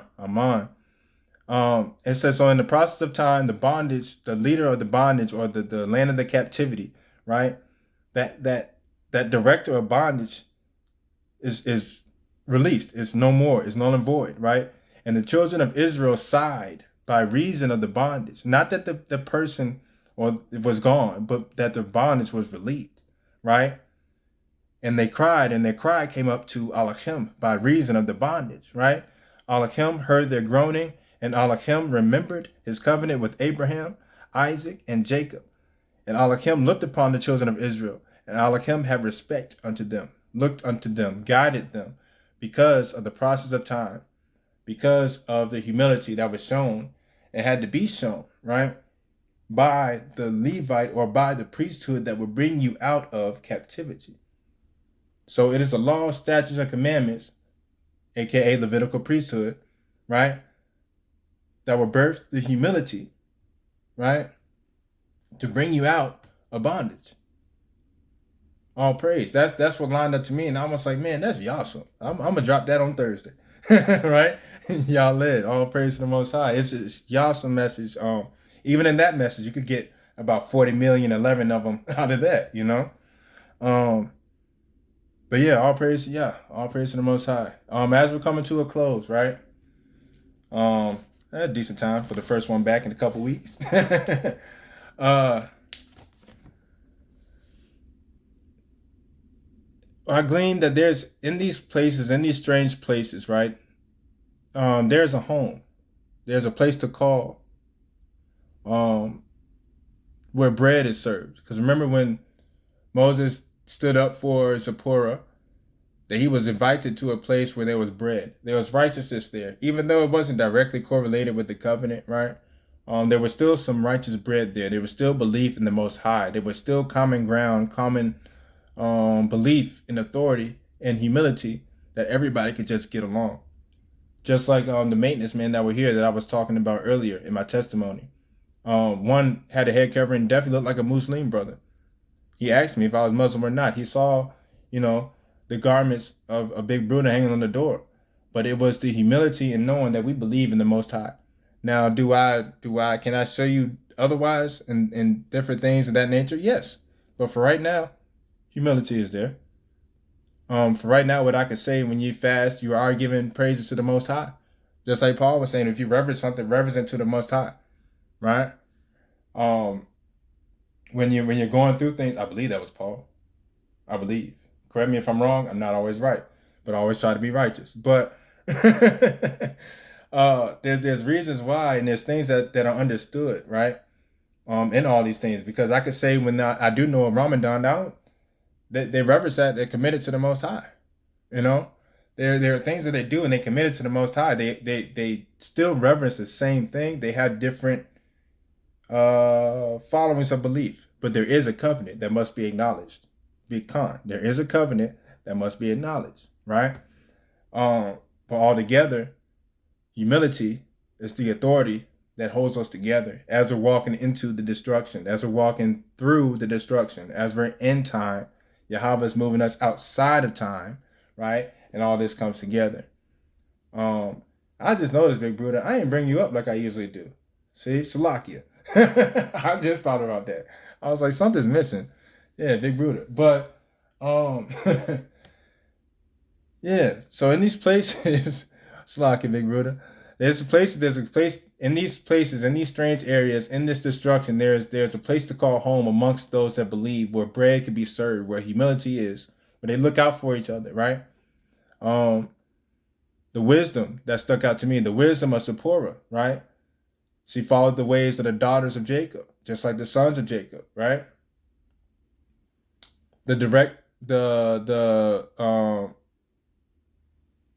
Shalom. 81, shalom, humble and righteous indeed. That part, right? Zipporah following the ways of the daughters of Jacob, as the sons of Jacob do the same. In the circumcision that Zipporah did on Gershom, on humility, to make sure that there was a proper circumcision on humility, born in a strange place, among things that aren't the same. Where Raval told Moses, you also read in Jasher, not to circumcise him, even though that's part of the covenant, right? Zipporah agreed because the man agreed with the father. That's be the only one that could even that Moses would even give a time of day to, right? More than 30. Praise y'all. I appreciate that, sis. We'll see what y'all got. We'll see what y'all has in store. I actually been thinking about that, honestly. That's crossed my mind a little bit, but appreciate that. But yeah, how all this really stayed together, even though Raval wasn't really the one that he should have been all the way, but he did believe in the Most High later on, right? You can read later on in the scriptures where he'll see something so miraculous. He's like, yo, your Yah is the Yah. Well, he knew that, but does he change his mind on the circumcision? That's not written. You don't want to assume, you don't want to opine. So what I can say is, based off the name, circumstances, the raising, he believed in the Most High. We can say that, right? Let's see.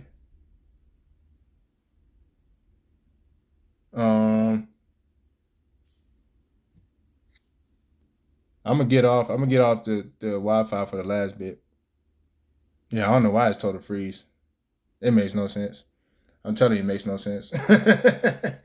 But yeah. So what else? What else we got closing? What else stood out? Well, basically, all together, take some time today to turn the background noise down, right? Get into that humble state. Remember the humility, the authority and humility, so that way you can hear what's next. You know, if you're already giving some time to Yah by doing that, give some more. Right? There ain't nothing wrong with giving some more. See really what it is that He has you going through. See so you can hear. Turn down the music in your ear so that we can see what He's trying to say, right? All this comes hand in hand. What's the vision? The vision board. Have you checked that lately, right? There's a place individually that He's taking you to. All these things come into play.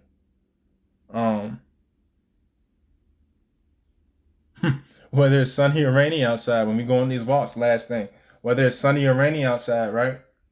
When we go on these walks and we fellowship together, the sun is bright, the rain washes things away. Getting that mind place of thinking, seeing what is really going on is seeing what these things mean. Don't see them for what they only are, because you must acknowledge that, right? But see also what this is meaning. Those envisions. Come on now. Well, sis Shantae and yeah, Shantae, she was bringing up about the mathematics and stuff like that. I can't go in that deep, but maybe she can. Either, whenever. But it stuck out to me because I was thinking about the envisions or the changes that Yahweh made in my life and what that was really reversing, what that really made room for.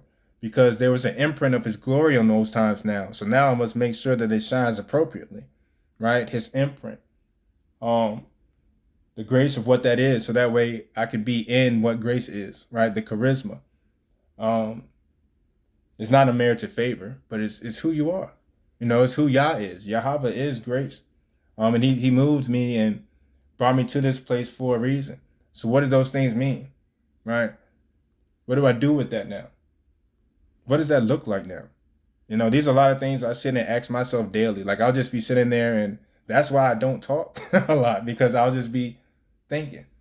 People wonder why I'm so quiet all the time. It's because I'm paying attention. I don't take offense too much. I do get offended. I'm not gonna say I don't, but a lot of things don't offend me like they would offend somebody else. Like, it is what it is. All right, what is Yah saying by that? Because I know me and Yah are straight, right? Oh man. All right, shalom, Sister Michelle. Dang, Auntie Michelle. Maybe next time will be better. I don't know.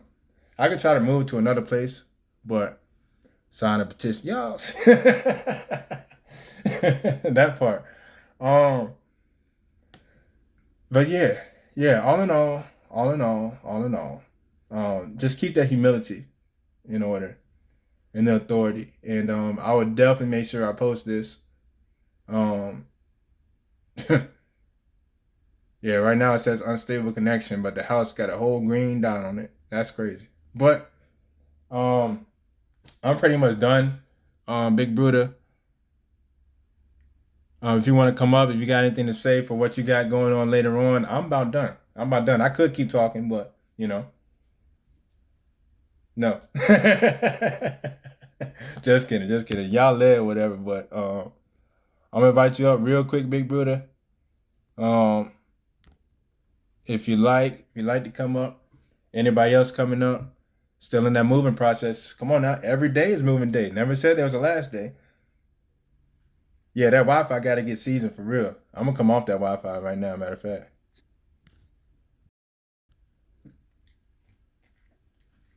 I don't know why.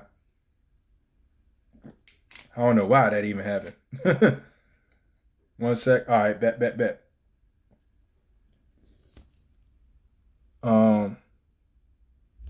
Ooh, hold on. Let me do that right.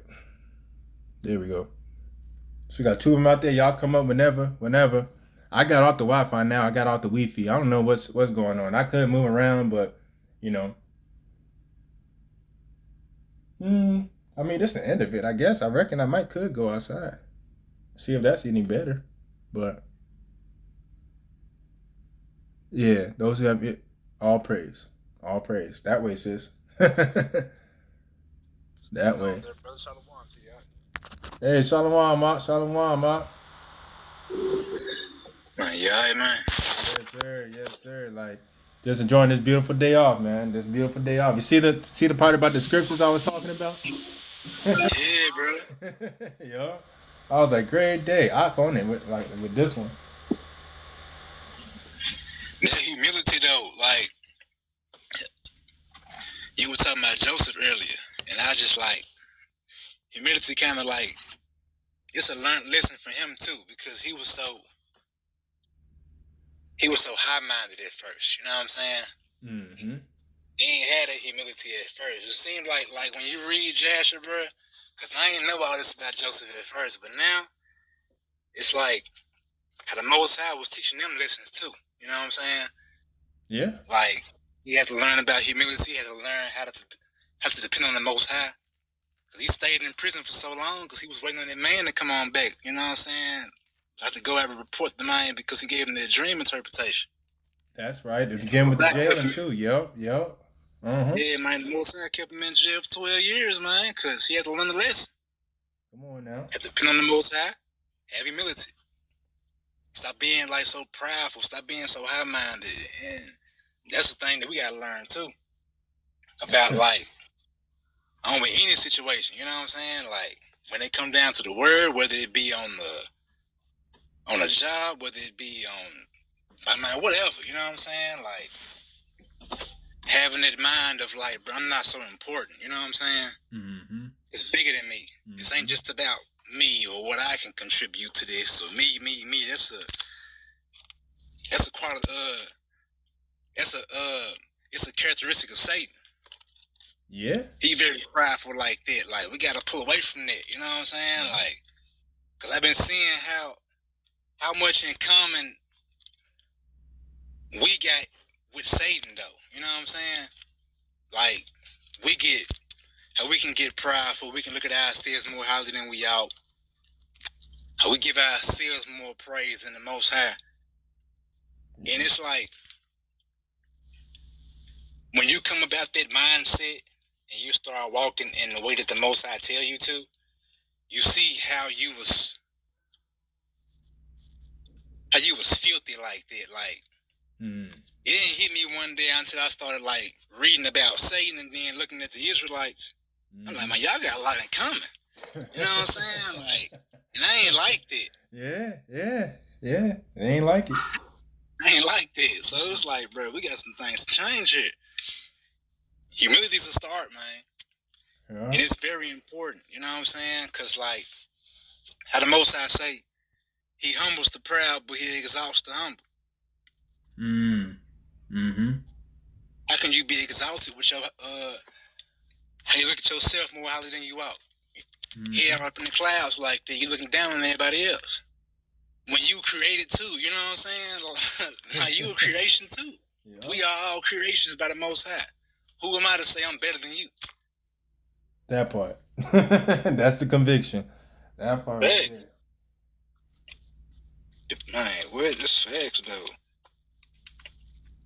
That was a good lesson, bro. Hey. Humility. I've been learning a lot about that too lately. And seeing a whole lot about it. Right? That's seeing more about it so I can learn about it. That's what I've been on because, I mean, I could be, that's what hard-headed is sometimes. It's like you're so hard-headed that you don't really catch what you really should be seeing to humble yourself.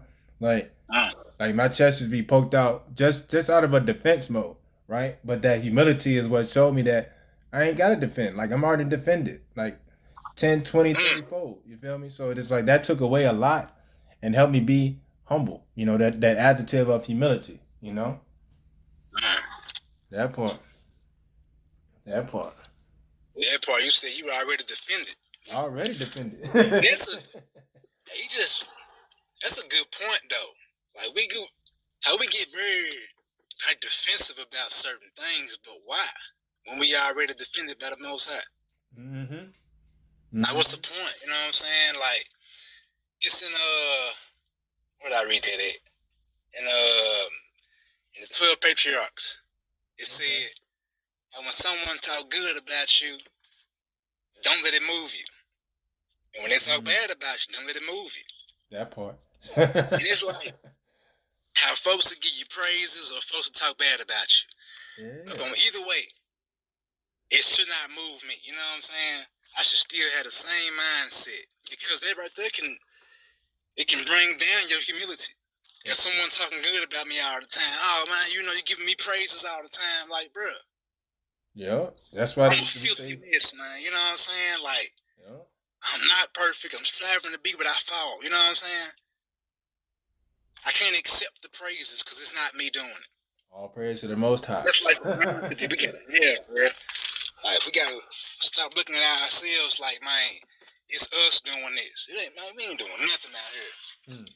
Amen. You can tell me how many hairs you got in your head. You ain't doing nothing.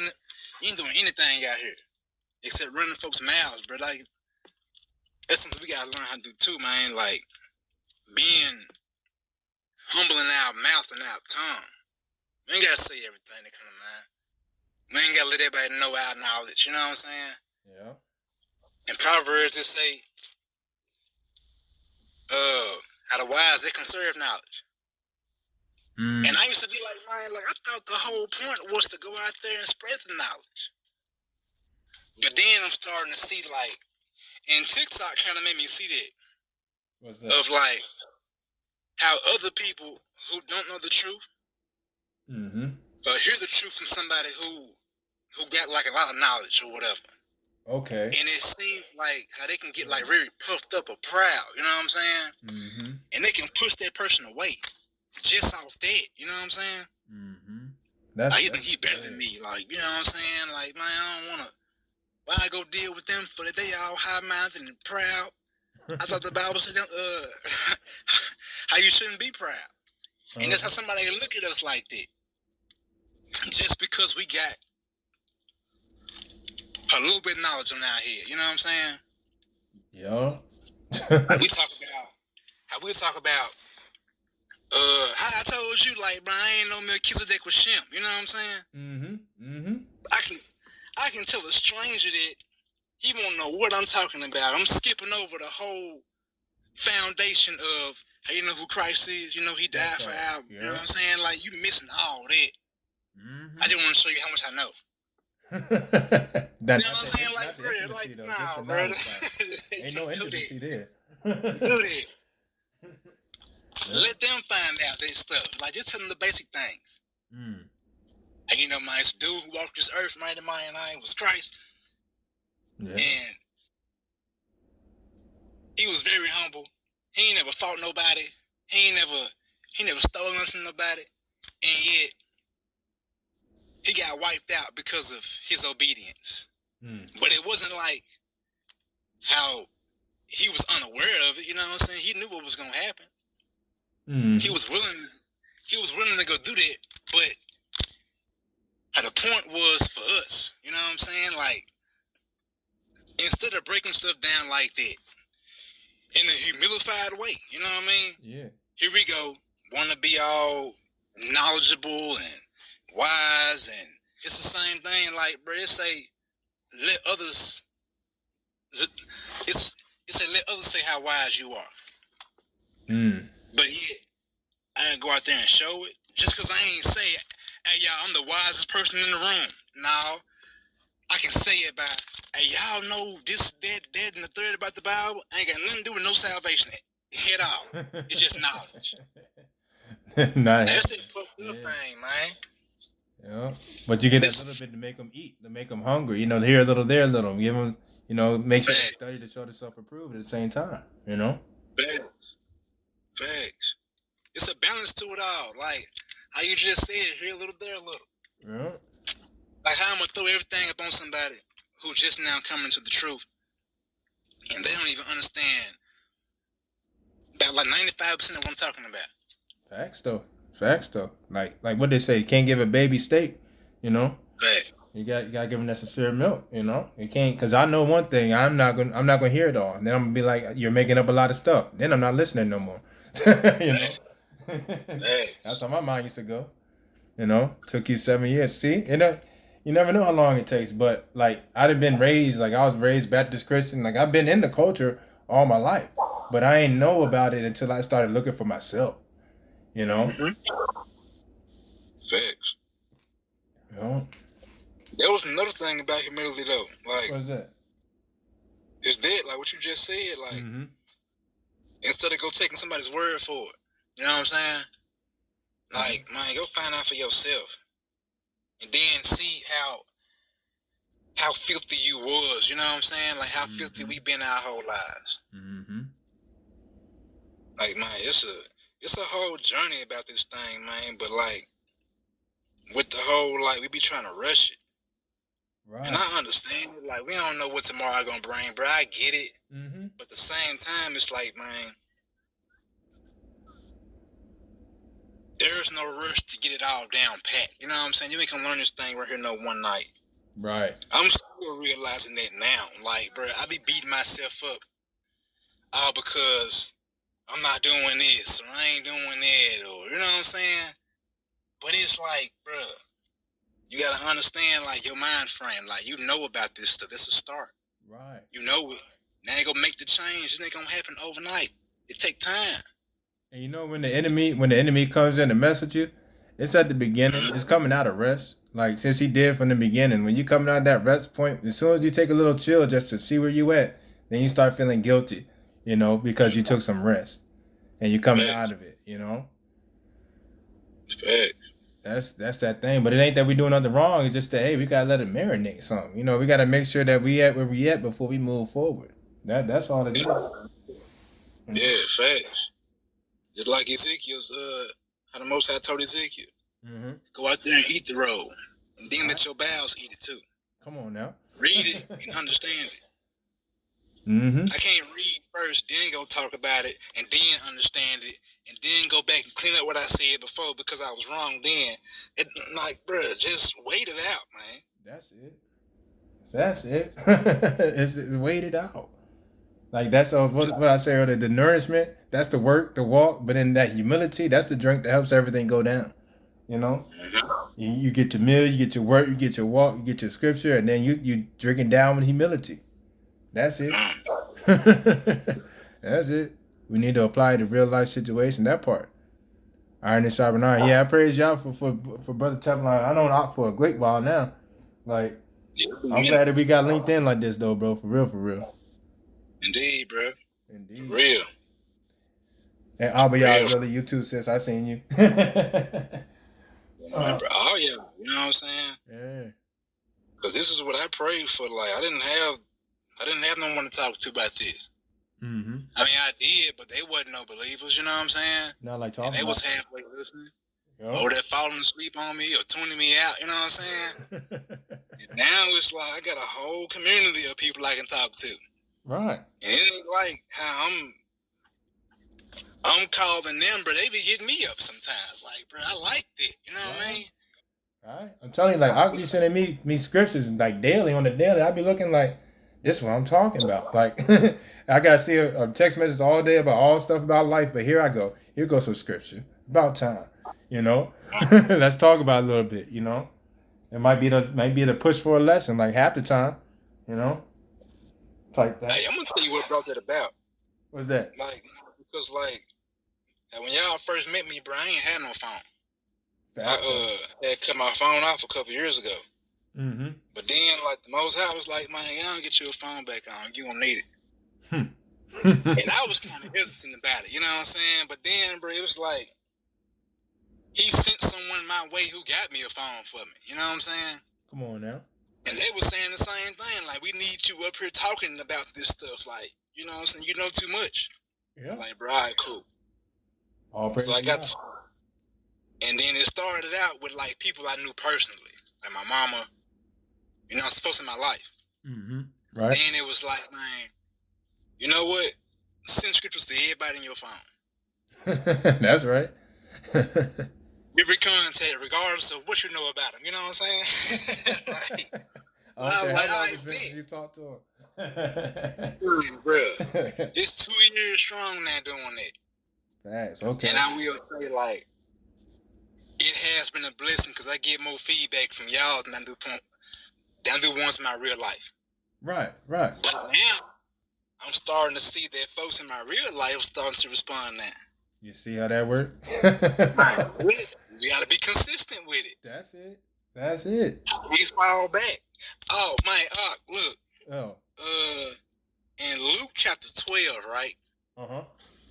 Verses 47 and 48, it cut me so deep one day. It say like, I'm paraphrasing here, but it say like, if a servant knows his master's will and he don't do it, he gonna get beat by many stripes. Yeah. But then those who don't know his will and yet they do things that's worthy of flogging, they get beat. How they get beat by a few stripes. Now, here's my thing about that, because, and I would say it's between all of us. Like, we all in the word, right? We all know a little bit more than the average person. Right. If we don't get our stuff together, we're gonna get beat by many stripes. Yeah. I say that because, and I'm an advocate for like, man, let's get out the kindergarten things. You know what I'm saying? Let's stop talking about, we don't eat pork no more. Like, okay, that was years ago. You know what I'm saying? What we doing nowadays? I feel you. You know what I'm saying? Like, what we doing now? How much have we grown now? So, okay. All right. Here's my whole thing. The Most High, he told us to bring his kingdom about, right? His kingdom on earth. Mm-hmm. Even Christ's job was doing that. He was rebuking the Pharisees. He was rebuking the higher powers. Facts. How come we ain't doing that? Mm-hmm. That's part of it. That's part of Like, it. yeah, it's part of it. Yeah. It's actually a commandment. Yeah. It's to uphold justice. You know what I'm saying? Mm-hmm. Is justice being served out here? No. Is the righteous in rulership right now? No. Why not? And why we still allowing it? In Acts 17, you had a couple righteous men who was coming through and speaking the truth out. And then the Pharisees and Sadducees was all like, man, here come them folks who trying to turn the world upside down. Yeah. And they was over there like, they didn't want to hear them folks over there come on through because it was bothering the tax pay. Mm-hmm. Folks stopped doing what the Pharisees wanted, and they started following the commandments of the Most High. Just like in these churches. How that'll happen eventually. Just like in these churches. Facts. So, what if we start doing the things that the Most High said do? And we stand up for what's right. We stand up for his word. I ain't talking about no holiday celebrate. I'm not talking about no kindergarten stuff here. Mm-hmm. I'm talking about how when you see how people over here paying taxes, and then like up in Ezra 7 say you immune to that type of stuff. You don't bow down to nobody's customs. Mm-hmm. Why are we doing what the world do then? How come our every excuse is, hey, we in captivity? Right. Because there's nowhere in this word that say, hey, when you in captivity, it is impossible to keep the commandments. I don't see it nowhere in them scriptures. No. It says render to Caesar, render to Yah. But it don't say that it's impossible. And as far as I know, I belong to the Most High. That's it. I got to get myself back to him. That's right. And if we did that, man, imagine where this world would be at right now. It'll be a lot closer. There'll be war going on too. Yeah, it'll be a whole lot closer because they ain't gonna go for it. You know, as long as we protect it, and we see that the wrath, that wrath at the end of the day, that's on Yah. That's Yah's hand. But in us being where we need to be and being in their position, and what comes from that. That's just that. But, like you said, man, we got to be so bold in the fact that people get curious and wonder why and see how and then do why. And it all comes together. That captivity ain't the excuse. That's a circumstance. That ain't the excuse. But what happens there, that's on you. Like what you've been baptized with, what you've been walking with. All right, no more pork. Like you said, cool. But after that, what you change it up? What's your community work like? Like you linking in, you growing your food, you really separating yourself? Or are you just reading and saying, yeah, you shouldn't do it, but what you doing? What are you going to show them next? What you going to teach, Yeah. And then he say we should all be teachers. Mm-hmm. We all are ministers of his word. Hey. We talk things all over again. You know what I'm saying? Yeah. Like, bro, we over here wasting time. You know what I'm saying? Because it ain't like, okay, look at this right here. Look at Joseph. Uh-huh. In everybody else's eyes, Joseph was the king, huh? Yeah, he was a slave, though. Come on now. And the actual king had told him, hey, you're the powerful man up in this whole place. Uh-huh. Except when I'm on my throne. But even when I'm on my throne, I'm coming to you for advice. Ain't that, see? That's a salah in there.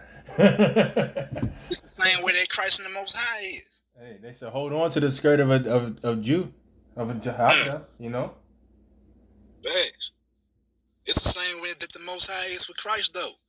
Like the Most High is the king. You know what I'm saying? He's the king. He's the one who wore the crown. He was there before Joseph. Yeah. But then Joseph came along, and he made him king too. Not that he's above the Pharaoh or that Christ is above the Most High, but he got authority who was given by the Most High. He the king too. All in one, all So the same, yeah. like, having folks be like, man, this whole thing going on now. Like they're rejecting Christ nowadays, which is mind blowing to me. Ain't it? Like, come on now. But they rejecting Christ. Hey, bro, I don't even get that, bro. I won't even talk about it no more. I'm just saying. I don't know where they came from. Like, but anyway, bro. They out here ripping out the whole New Testament and everything. And I'm like, you don't see how filthy you are. Who are you to come to the Most High? You need Christ. You need the mediator. It's the same way with Moses. Moses was commanded by his father-in-law. Yeah. Hey, get you 70 elders who know the word, who can help you with these things, because it's too much on you. To go to Mount Sinai. Yep. Yeah, I'm not saying that Christ is like it's too much for Christ. It ain't the case. But it's order in this thing, right? Come on now.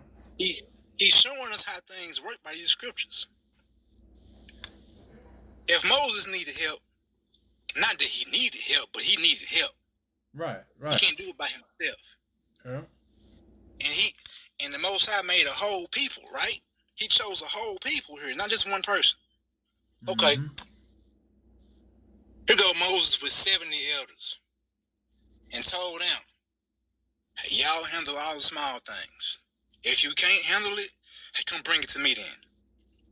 It's the same way with the Most High in Christ.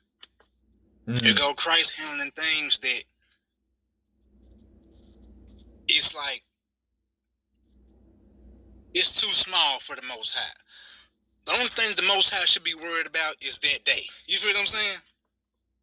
I get what you're saying. And Christ is like he concerned with, hey, this person right here not getting his act together right. I need you to go help him a little bit more. Okay, yeah, I get what you're saying. Or like, yeah, you know what I'm saying? Like, hey, this person who sipped up something, he feel very bad right now. Go comfort him. And meanwhile, the Most High working things out for this person. You see what I'm saying? That part. He making the next like little 7 years more blessed for this person. But although this person don't see that, in that moment he's comforted by Christ. In that moment, you know what I'm saying? He in his sin. She may be in sin right now, but they got the conscious minds to know the Most High. Are they seeking his face? We doing the same thing out here. We ain't perfect. Right. Let's not, I don't look down upon nobody. Unless you are just rejecting the Most High, that's when I look down on you. But anything else, nah. Like, bro, if you're not there yet, man, you still striving, you family. That part. That's how I see it. Yeah. Okay, so look. It's the same way with us. You got Christ, who was the high priest. The only one. Ever since when in history has it only been one priest? When? You have the high priest, you got a priest up under him. And he said in Revelation 1 and 6, he's making you to be kings and priests. He said in Hebrews 7 that the priesthood got changed. It's not Levi no more. At this point, it's all 12 tribes of Israel. He done opened up the door for us. Everybody got to be. Yeah. Now, what is the thing about the priest, though? What do the priests do? What's the laws for the priests? What's their job? Levi's whole job was to make his brothers like him. And in turn, they all finna come together and do the same. And turn the world upside down. They're gonna be a light to the world. It's the same way with us. Okay, look. You see how Israelites out here talking about salvation only for Israel, right? Right. How can it be when you call to be the priest? Who the showbread going to then? It's on us to put everybody back on track. That got to be Exactly. sealed. That part, yeah. But it's not only Exactly. for us, but it's for everybody. You know? That's my whole point. You just said it. Yeah. Y'all's will be done. It's on us to get the world right. He made us the head, yet we the tail because of disobedience. Now that we know the word and we fallen into obedience, what's gonna happen? We're just gonna stop at not eating pork, y'all, or we're gonna turn into priests here. We're gonna keep on talking about, hey, Christmas is pagan, or we're gonna start talking about, hey, you know that customs and all that? You don't gotta follow that at all. You have your own customs. It's given by the Most High. You set the example, not them. You don't follow them. They follow you. Ain't that what the head is? That's right. I don't follow my children and have them tell me what I'm gonna do. No, I tell them what they gonna do. You feel what I'm saying? The generational law. That's what it is. Yeah. That's all I'm saying. But it starts with humility, though. Because how we gonna have a humble mind if we proud? If we come with the mindset that I'm better than you because I'm an Israelite. When the scripture said that flesh don't mean nothing. You can't say you a child of Abraham. You a child of Satan. Oh, not all skin for the Even Christ told the Pharisees that, and Pharisees are actual Hebrew Israelites by blood. Yeah. But because they actions and their mindset, they children of Satan. Just like Cush, Nimrod, all of them. Ain't no difference. You see what I'm saying? No difference. Ain't no difference between them and the Pharisees. No difference. But in the flesh mind, the person be like, man, no, hey, the Pharisees was Israelites. It's the spirit. Christ still said that y'all are children of Satan. Yeah. Just the same way that Nimrod was, and that Esau was, and that Cain was. Yeah. The spirit of the man. That's what it is. And I don't mean to cut you off, but Are you good, bro? yeah, I wanted to keep going. But I know Big Buddha got this thing coming up in like 15 minutes or so. So I want to get people time to transfer over. But next Thursday, man, we're gonna have to. Yeah, we got to chit chat some more about next Thursday because I'm feeling a couple things. I'm gonna chat at you about it either later today or I'm gonna hit you up tomorrow about it, something like that. But yes, sir. Yeah, bro. That way. But yeah, love as always, man. As always, bro. All love, bro. All love. We gonna pray it out. I want to say, shalom to everybody. We're gonna pray out as we go and holler at Big Buddha. I believe he done dropped off again, so but everything gonna be going accordingly to his. I believe at about 15 minutes he should be popping up. If not, he'll be making a post or something like that to keep everybody in order. But more fellowship. Oh, keep getting calls. It's all right. Yeah, follow bro. Hit bro up. Teflon. Yeah, I'll be on it, man. And to die, sis SJ, honorable sister, all praise to the Most High for this fellowship and for us being here continually, even through the mess that TikTok be trying to throw in there. But it is what it is, right? But yeah. Did you want to come up real quick, Big Buddha? I mean, we got about 15 minutes. You want to say something real quick? I'm about to cut the recording and all that stuff.